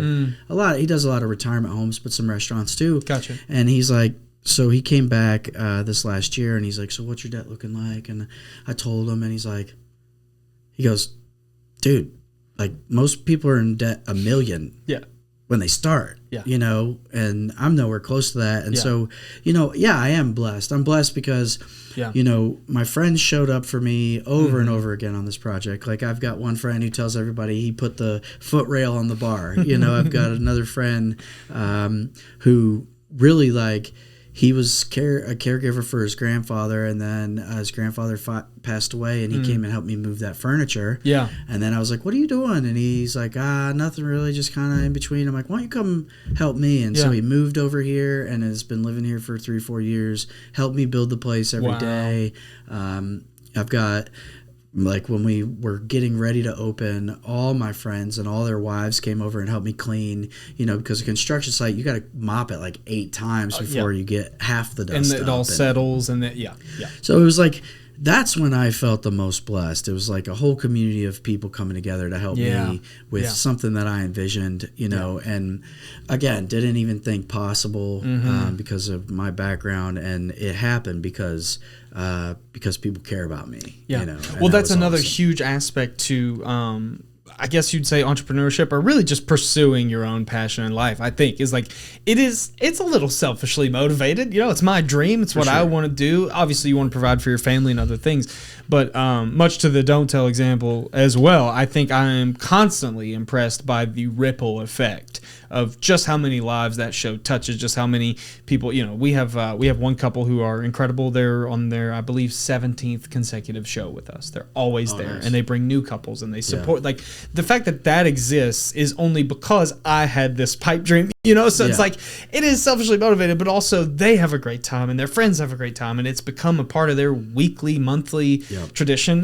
The fact that you have all those lives that were impacted by your space before it even opened is kind of like just an icing on the cake benefit. It's huge. It's was so super huge. Cool. Which is, like I said, like opening checked my ego. Like I was so proud of that. Yeah. You know, the rest is just, you know, like you said, sprinkles. Yeah. But I will say I grossly underestimated regulars. You know, because I'm a transplant. I've been here for about 15 years. Yeah. But and I ran the Little League, so I have like some Little League moms and dads that are friends, but I don't have a lot of friends that I've just organically kind of created. Sure. And as you're an adult, it's harder to create friends anyway, you know, generally. But man, like we have some of the best regulars. I couldn't be more thankful. They're basically investors. That's huge. If you come into my bar 3, 4, 5 times a week, that's an investment that you're making in me and my team. And within that downtown space, how many other options do they have? Right. That maybe aren't doing exactly what you're doing, but some overlap that they could walk up and choose, but they choose you, and that's both a testament to them, I think, and to you and to the staff and the business. And you know, they choose me and our sole ownership, kind of balling on a budget restaurant because the staff is good, because the food is good. You know, we don't have $1 million outfit, but we do well with what we're doing, and because we care about you being there, we want you to have a good experience, and we're doing so much different stuff that it really has built people that are just fiercely loyal, and I couldn't be more thankful for it. Honestly, it's like there, you know, arguably I have a 72-year-old that he had his 70th birthday there, 71st birthday there, 72nd birthday. Wow. And I couldn't be more proud of that. That's incredible. You know, he's become a mentor of mine. You know, volunteered his time and labor to help me. Like that stuff, I mean, you can't really repay it, right? No, and essentially whatever the business amounts to or doesn't is almost irrelevant given that kind of experience where you go, no matter how things turn out, I'll hold that forever. That's like 100%. That's a human that's not a business owner. That's not a regular. That's like something you'll carry with you. That's huge.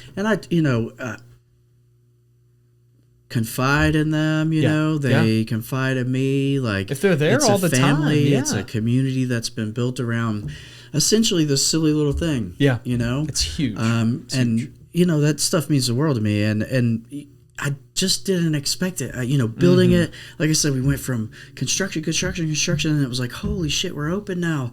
We got to figure out how to be open. And then it was like, these people keep coming back. You know, we must be doing something right. And then like they're still here, and you know, they confide in us, they support us in every event. I had a regular text me the other day, and she was just like, you've built a community here. Like you are loved. That's, you know? And it was such a huge thing. Not only is it huge that that's true, it's huge that she took the time to tell you that. Because I think another way, I'm assuming we're both very similar, is rarely do I slow down enough for things like that to naturally set in. Every now and then, I'll take a breath and go, oh yeah, I'm kind of doing this crazy ass thing and it's kind of working out and people enjoy it and they love me. But it usually takes my loving girlfriend who tries her damnedest to go, hey, quit. Yeah.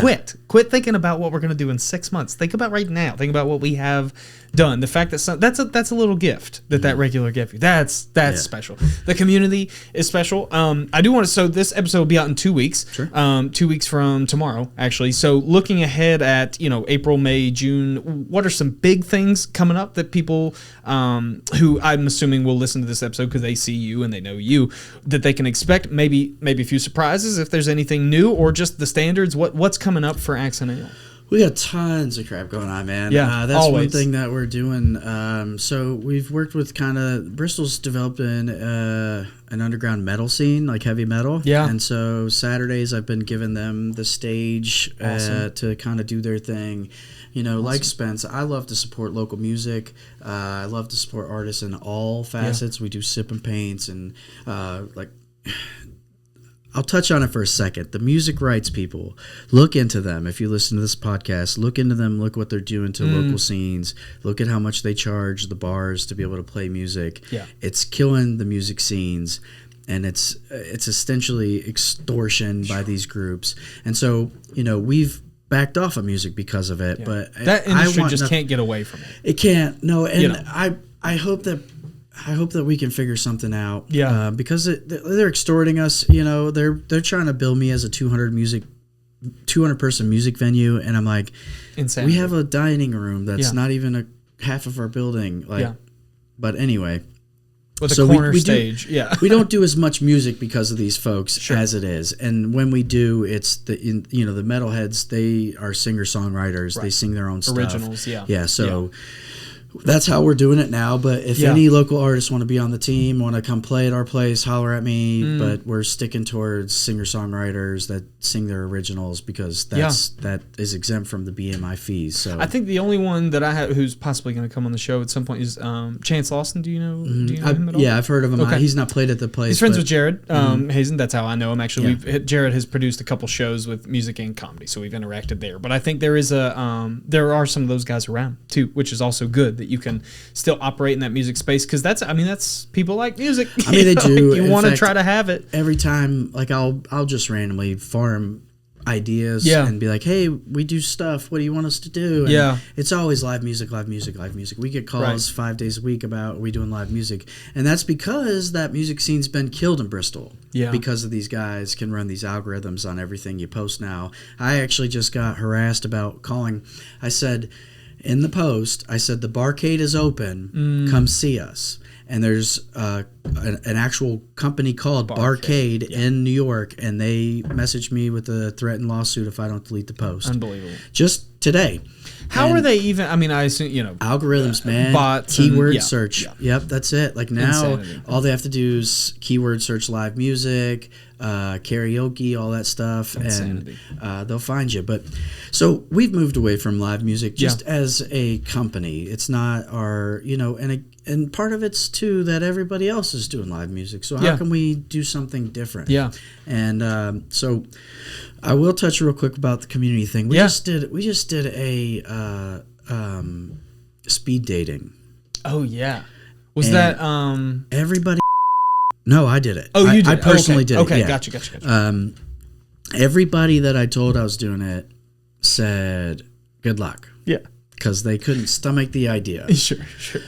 We sold 50 tickets. Wow. Sold out because I was going to have to do like 40 locations for that. Yeah. Now, a third of the people didn't show up, but they paid. Yeah. So that's on me. Cool. Kept that. Yeah, that means I actually made something off of this event. Fine with it. But it was like 13 guys, 14 girls in the end. Mm-hmm. And I go out of my way to try to make sure these events are organized because I do so much new stuff that it's like I don't want to follow my face. I don't want to be embarrassed because but I had never been to speed dating. Yeah. So I didn't know what to expect truly. Yeah. So put this event, and I was trying to do it before Valentine's Day. Oh, yeah. But then it snowed really bad, so I pushed it to the end of the month. Yes. And 14 girls, 13 guys, or whatever it was show up. And one girl's going home single. We get them going. Yeah. And it was so cool. Like, really? Honestly...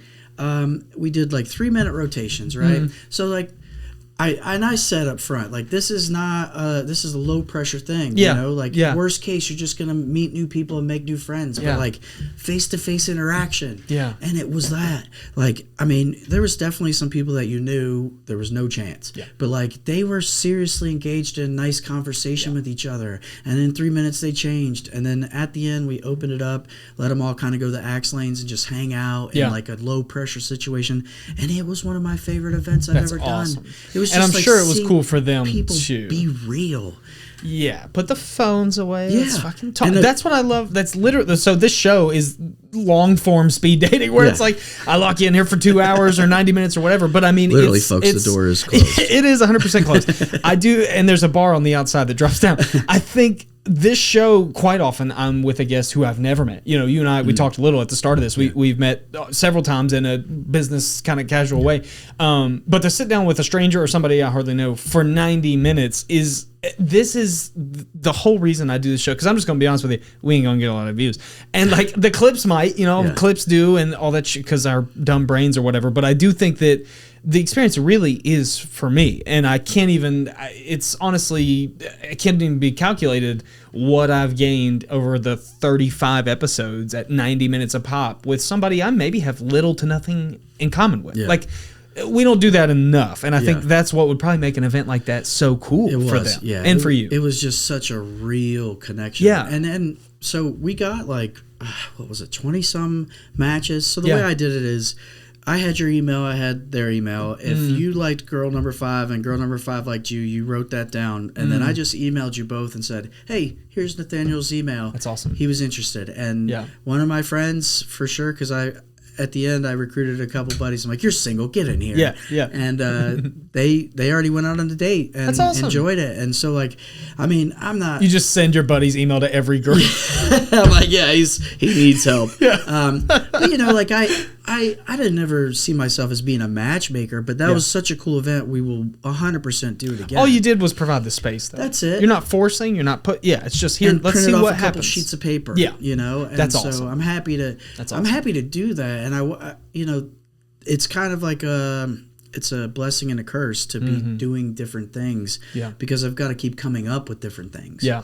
And then you're doing it and you're thinking, well, one of these other restaurants with the big money is probably going to do this better. Yeah. But it's okay. Like, maybe being the first to market, helps. But yeah. And you kind of touched earlier, too, on like the live music or the karaoke thing. And one thing that I guess, I don't know, maybe this is nearsighted on my part, but in my mind, if there's a bar that's doing karaoke and then Axe and Ale starts doing karaoke, that's on them to now pivot and reinvent and obviously I'm not for stealing ideas or anything, but it's karaoke. It's been an idea for a while. You didn't come up with the concept of karaoke. So if you have a problem, then do something else. Like, now, don't get lazy. Get smart again. Which like I said, I don't want to. My problem would be like, we've been doing trivia on Thursday, and now it's 50 people, and you start doing trivia a half an hour before us. Right. It happened. On Thursday. It happened. That's rough. And it was like... That's rough. I was like, are they trying to go to war? Right.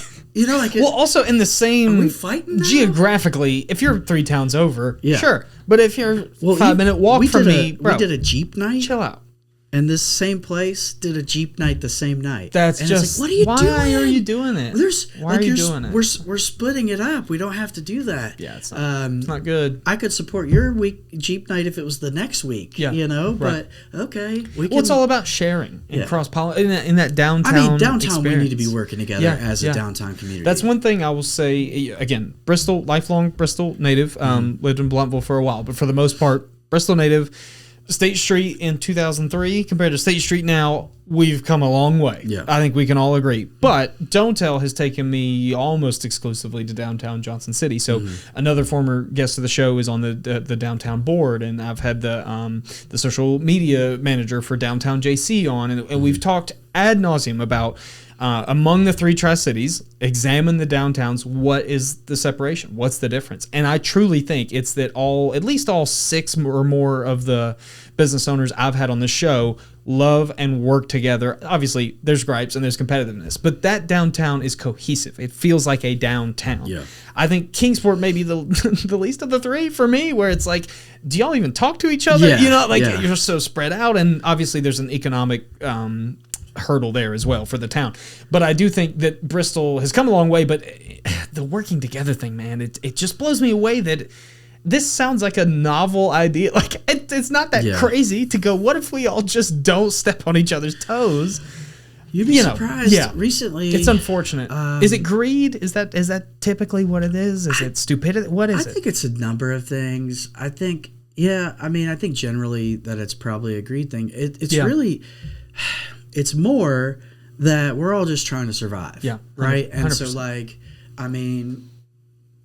you got to have people through your doors. Yeah. So you've got to do what you can to do that. Yeah. And like I said, it sometimes can be dog eat dog, because in the end, like, you got to feed your family. So if they're doing trivia and it's killing, maybe you should be doing trivia on Thursday night too. I imagine that's what the thought process was. I don't know. Because I have sincerely been like, well, they do open mics Wednesday, so we're not doing it Wednesday. We did it on Mondays for like a year and a half and no one came, So, I have tried to not step on people's toes, because again, there's only, Bristol's only so big. Only so big. And, both of our trivia nights on Thursdays aren't going to be successful, I don't think. And unfortunately, I think the biggest issue between Bristol and JC that I've noticed is, again, I grew up here, I'm allowed to comment on this. I think that 90% of the people I know from this region would much rather go to Outback than go to whatever local steakhouse is on State Street for whatever reason. It's a cultural thing. It's an economic thing. It's an old school thing. I do think that maybe more than ever that shop local, eat local thing is growing, but it's a little behind. It's still, here. Applebee's is still packed every Friday. Every Friday. And we're not. And Fridays are not honest, always our best day. Bourbon chicken, whatever the hell they got down there. It's pretty good. But I would much rather come over to y'all and try something I've never tried, or at the very least order the same meal I'd get there, but pay someone who lives in my town. That just, I don't know why it's so hard for people. I really don't. I don't. And it's scary because, Bristol's lost 18 restaurants since I opened. A lot. And, couple steakhouses, long-time steakhouses with Brooklyn Grill. And loved it. That was one of my favorites. Really, it's been pretty alarming, and we're fortunate. I will say that we've seen growth. We're still growing. We're still evolving. You mentioned earlier, we've got the spelling bee this Wednesday. That's going to be pretty incredible. Is that a monthly thing? Or I would love to. Yeah. Because I really think that the idea for it I have is best ran by a comedian. I can get up there and talk trash. I do it during trivia. Sure. But I like comedians, man. I really do.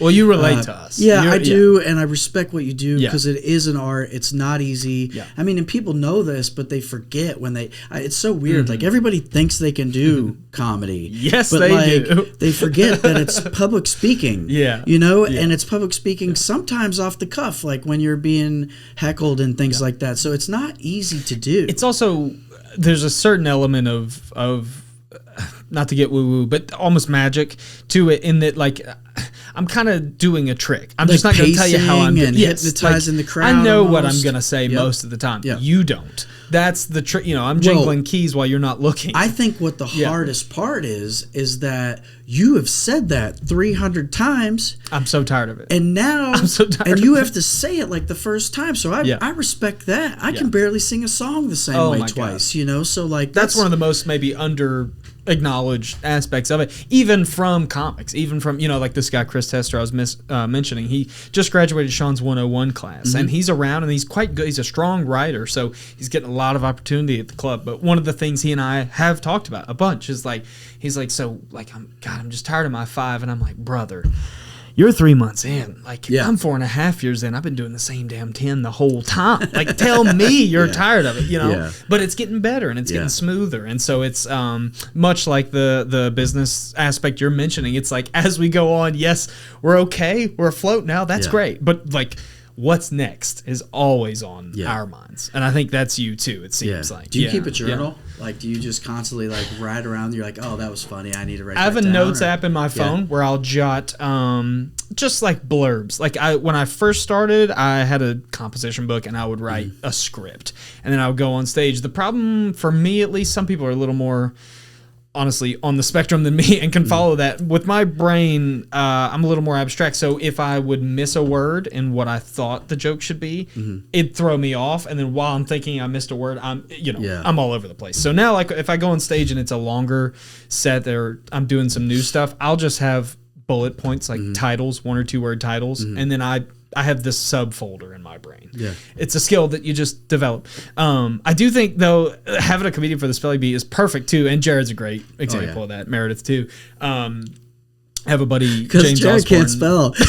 He I can't remember what word. I can't remember what word he messed up, but it was so funny because like everyone heard him say it, and then the whole crowd was like, "Wait, what?" And then, like, immediately started laughing, and then he corrected it. That might need to be a requirement for the spelling bee. Funny. It's just like the spell. He was on this show. He was on this show not too long ago, and he's come on I used to have another pod with a comedian friend of mine who stopped doing stand-up, so I split off. But we used to do the other one, and he came on there several times. And every time he comes on my show, he will leave and text me and go, "Sorry, I wasn't funny. I don't even know. Like, we never got to the funny." And I'm always like, "You don't have to get to anything, man. I just like talking to you." He's such a sweetheart. I love him so much. And again, him and Meredith both have like gone out of their way for me, and like that's some shit you don't think about. You know, like, those two go out of their way for because a lot. of what you've built. You know, and like that's been weird for me. Is it hard to trust in that scenario? It is. I mean, and I don't know if Jared would tell you this or not, but yeah, I mean, I keep my distance because it's like, you know, also in this world, especially in the restaurant, everyone's trying to use you or get something out of you. Of course. And so it's like, you know, I'm almost stiff arming right away. Yeah. Like, hold up. Like, wait, well, even this idea that I'm like, hey, come on my show. Yeah. I know inherently the thing is like, oh my God, he's recording. He's going to use it for clips and then he's going to try to whatever. I've even had guests be like, are you going to play gotcha with me where you get me to say some shit and then use it? And I'm like, no, man, like I'm just interested in you as a person and the business and the thing. And I want to learn. It's a lot of selfish motivation too. But yeah, absolutely. I think in any environment, maybe it's a sign of the times too, that it's someone's nice to us now and we're like, what the fuck do you want from me? What do you want? What is your angle and here? It's because like everyone shows up and is offering a hand, and then when you read the fine prints, you're like, wait, this is why restaurants go under.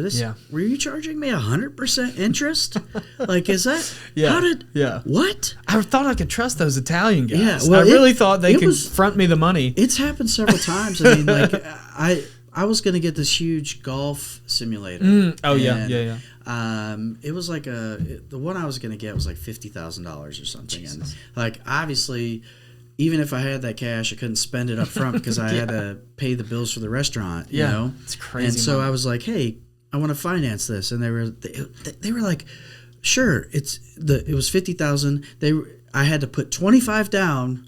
And then I would pay $50,000 or $25,000 more worth of interest over 3 years. That's and I was insane. like, wait a minute, what? Like, so this is a $75,000. Yeah, I was like, you guys are. Oh my God. I mean, I'm like sweating just thinking. That was about a racket, that. you know. But like, how many people get into those vicious loans, predatory loans? Because like I want this game. I think it's what I need for my restaurant. I need this walk-in cooler. Yeah. I mean, everything I've gotten, I've went in auctions and taken it out myself, loaded it up on a damn truck. And people don't pay attention. Chattanooga. I don't read the terms and conditions on the iOS update. I just click agree. Who knows what they're doing with my stuff, man? Have you watched the show Black Mirror? Oh yeah. There's an episode about like signing your rights away and stuff, and I was like, that show is. Yeah.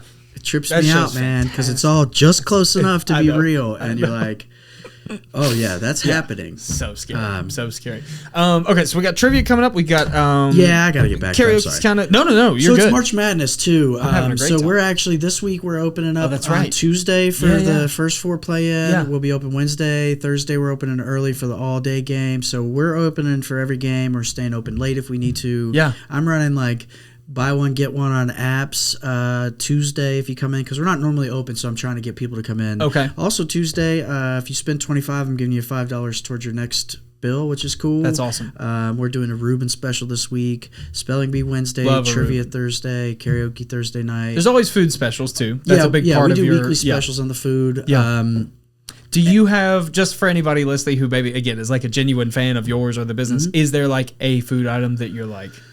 That's the one I've been eating it for 3 years straight, so you're pretty tired. I'm just kidding. We smoke our own meatloaf, man. That's unique. Ooh, we can do a smoked meatloaf sandwich with that. I love the Reuben at JJ's, actually. That's what I was picturing in my head when you were talking about it. Yeah. That whole year I ate it. I haven't had it in like 3 years because I ate it for a year straight. It was just like every time I went there, that's my go-to.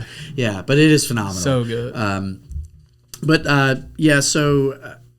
Smoked meatloaf is one of my favorites. That's great. And it comes with green beans and a twice baked potato. It's a nice plate. We smoke our own chicken and pork too. Awesome. We have the best wings in Bristol. We've finished second in the wing walk twice. Really? To Chef T and Union. Oh, well, that's not even Yeah, and she's coming in here soon too, so I'll be sure to confront her. Yeah, and be like, hey, tell her I'm super salty. We're about on your it. ass. Yeah, we're coming for you next year. I mean, it was funny though because like she did win both times, and I would say we have the second best wings in Bristol, but Union doesn't serve wings, so that's true. We're the best wings in Bristol. The ones by default, accessible. Yeah. But so I mean, our wings are really good. We smoke our stuff, and so it's like in house, really smoked. And people enjoy it. Like I'm thankful for the support on the food side. Obviously, every restaurant on the planet would tell you they wish it could sell 3 times more food. But for being a small kitchen and starting out, with humble beginnings, like we really, as far as a stoke to my ego, I've sold a ton of food and a ton of alcohol and a ton of axes, and I couldn't be more proud of all that. My team does a good job. Most of those folks have been there a couple years now. That's big. And the retention of it really makes a difference. And it tells me I'm doing a good job as a leader. As far as like what I can for them, taking care of them, hearing their concerns, and they're staying because they're being treated fairly and appreciate, I guess my leadership style. I don't know. Sure. I don't really think of myself in that terms. I'm just that's probably why they appreciate it. Right. Like I don't look down on anybody. Right. My goal is to solve the problem and us have a good night. And in the hiring process, I'm very clear with it. Like this is not Hell's Kitchen. I won't tolerate that bullshit. Like you're not going to talk to the servers any kind of way because you're the person who made the food, and they're not going to talk to you any kind of way. I didn't want to build a place because I didn't have to do this. I didn't want to build a place that I didn't want to come to work, and you didn't want to come to work. And now that you've built it too, it would make no sense to bring in this foreign entity that's gonna, undermine everything you've worked to create. It's also like to kind of like just, I guess, to recap your whole story, like when you tell me things like, at 12, I knew I wanted to be a business owner because this teacher was belittling me, or like, I knew I couldn't work for anybody else. I needed to be my own boss. It makes perfect sense to me that through line didn't just go away. So now it would make no sense if you were like, and also I'm the boss. That's like that's just never been who you are. No. That's the really cool part about this show too, and I think just long form conversation in general is like there's little dominoes throughout this conversation that lead to exactly where you're at now, and then there will be more that lead to wherever you're at. Whenever you want to come back, we'll do it again, and we'll be able to catch up and see where you're at that point. That's my favorite part. Is like it's because I do think to be a business owner, you've got to put yourself on display too. It's you. You're selling you. It's something too that I think some people, and I didn't, because my other 2 businesses are, I ring the bell cow with the travel agency, to get attention and let people know what we're doing. But it's not really necessarily like the face, but like now I go to Sam's Club and people know who I am, and I didn't expect that. It kind of changes how you go out. Yes, it does. And the way you move through the world. Yes, it does. But it's the same way for comedians, local artists, people. people through this feel a connection with you, yes, even though they may not know you. Yeah, and you certainly don't know them. Right, and that's also a hard part for me. Like, I'll walk by people that I know have been to the bar because I can't remember their name and I'm ashamed. Yeah, you know, it's it's not that expected to remember it. Yeah, and everyone has that a little insecurity where like maybe they won't remember me, you know, and I hate that because I remember everyone's face, so I want to just be like, hey, you know, Forrest Gump them, and hey, you, but like, yeah, exactly, brother, friends, pal, hey, you buddy, know, buddy. That's the problem, and I eventually what I have to do is be whenever like, I saw you last. I'll just have to come up and be like, hey, I don't know your name. Yeah, I'm embarrassed by that. I see a lot of people. I see a lot. Yeah. Well, I get it a lot because we are very fortunate that we have obviously like the Greers who I mentioned, and we have several groups of returners at Don't Tell that I see every 2 weeks, give or take. But there's also a lot that come and go, or we have through our system, I can see how many of our shows you've been to before, cool. the dates of when that was. So like occasionally we'll get a couple who hasn't been with us since 2024 when we first opened, or I'll get it also extends to the other cities. So maybe they've never been to Don't Tell Tri-Cities, but they've been to Don't Tell Carlsbad, California. Oh yeah, and that'll show me that too. Yeah. So I'll get people who come once every 3 years and they'll be like, "What's up, man?" And I'm like, hi, hey. like great laugh. I hope, you know, I don't know. It definitely changes the way you interact a little bit. All in all, though, I do want to say thank you so much for coming. Thank you. Is there anything at all that you can promote for the business, whether it's socials, the website, the spelling bee, obviously we talked about, and things coming up, but this will be out in 2 weeks. So anything at all to promote? Yeah, just check us out on Facebook. We put all our events on there pretty regularly. That's really the easiest way to keep up with it. Yeah. A lot of people check out Facebook, and then Google kind of does its own thing sometimes. As you guys experience at the club, it like changed the hours randomly or the address or something. But mostly we do it on Facebook. I try to keep the website updated too. But just follow us there and come see us. You know, we really are doing it different, you know, and my employees are focused on taking care of the guests.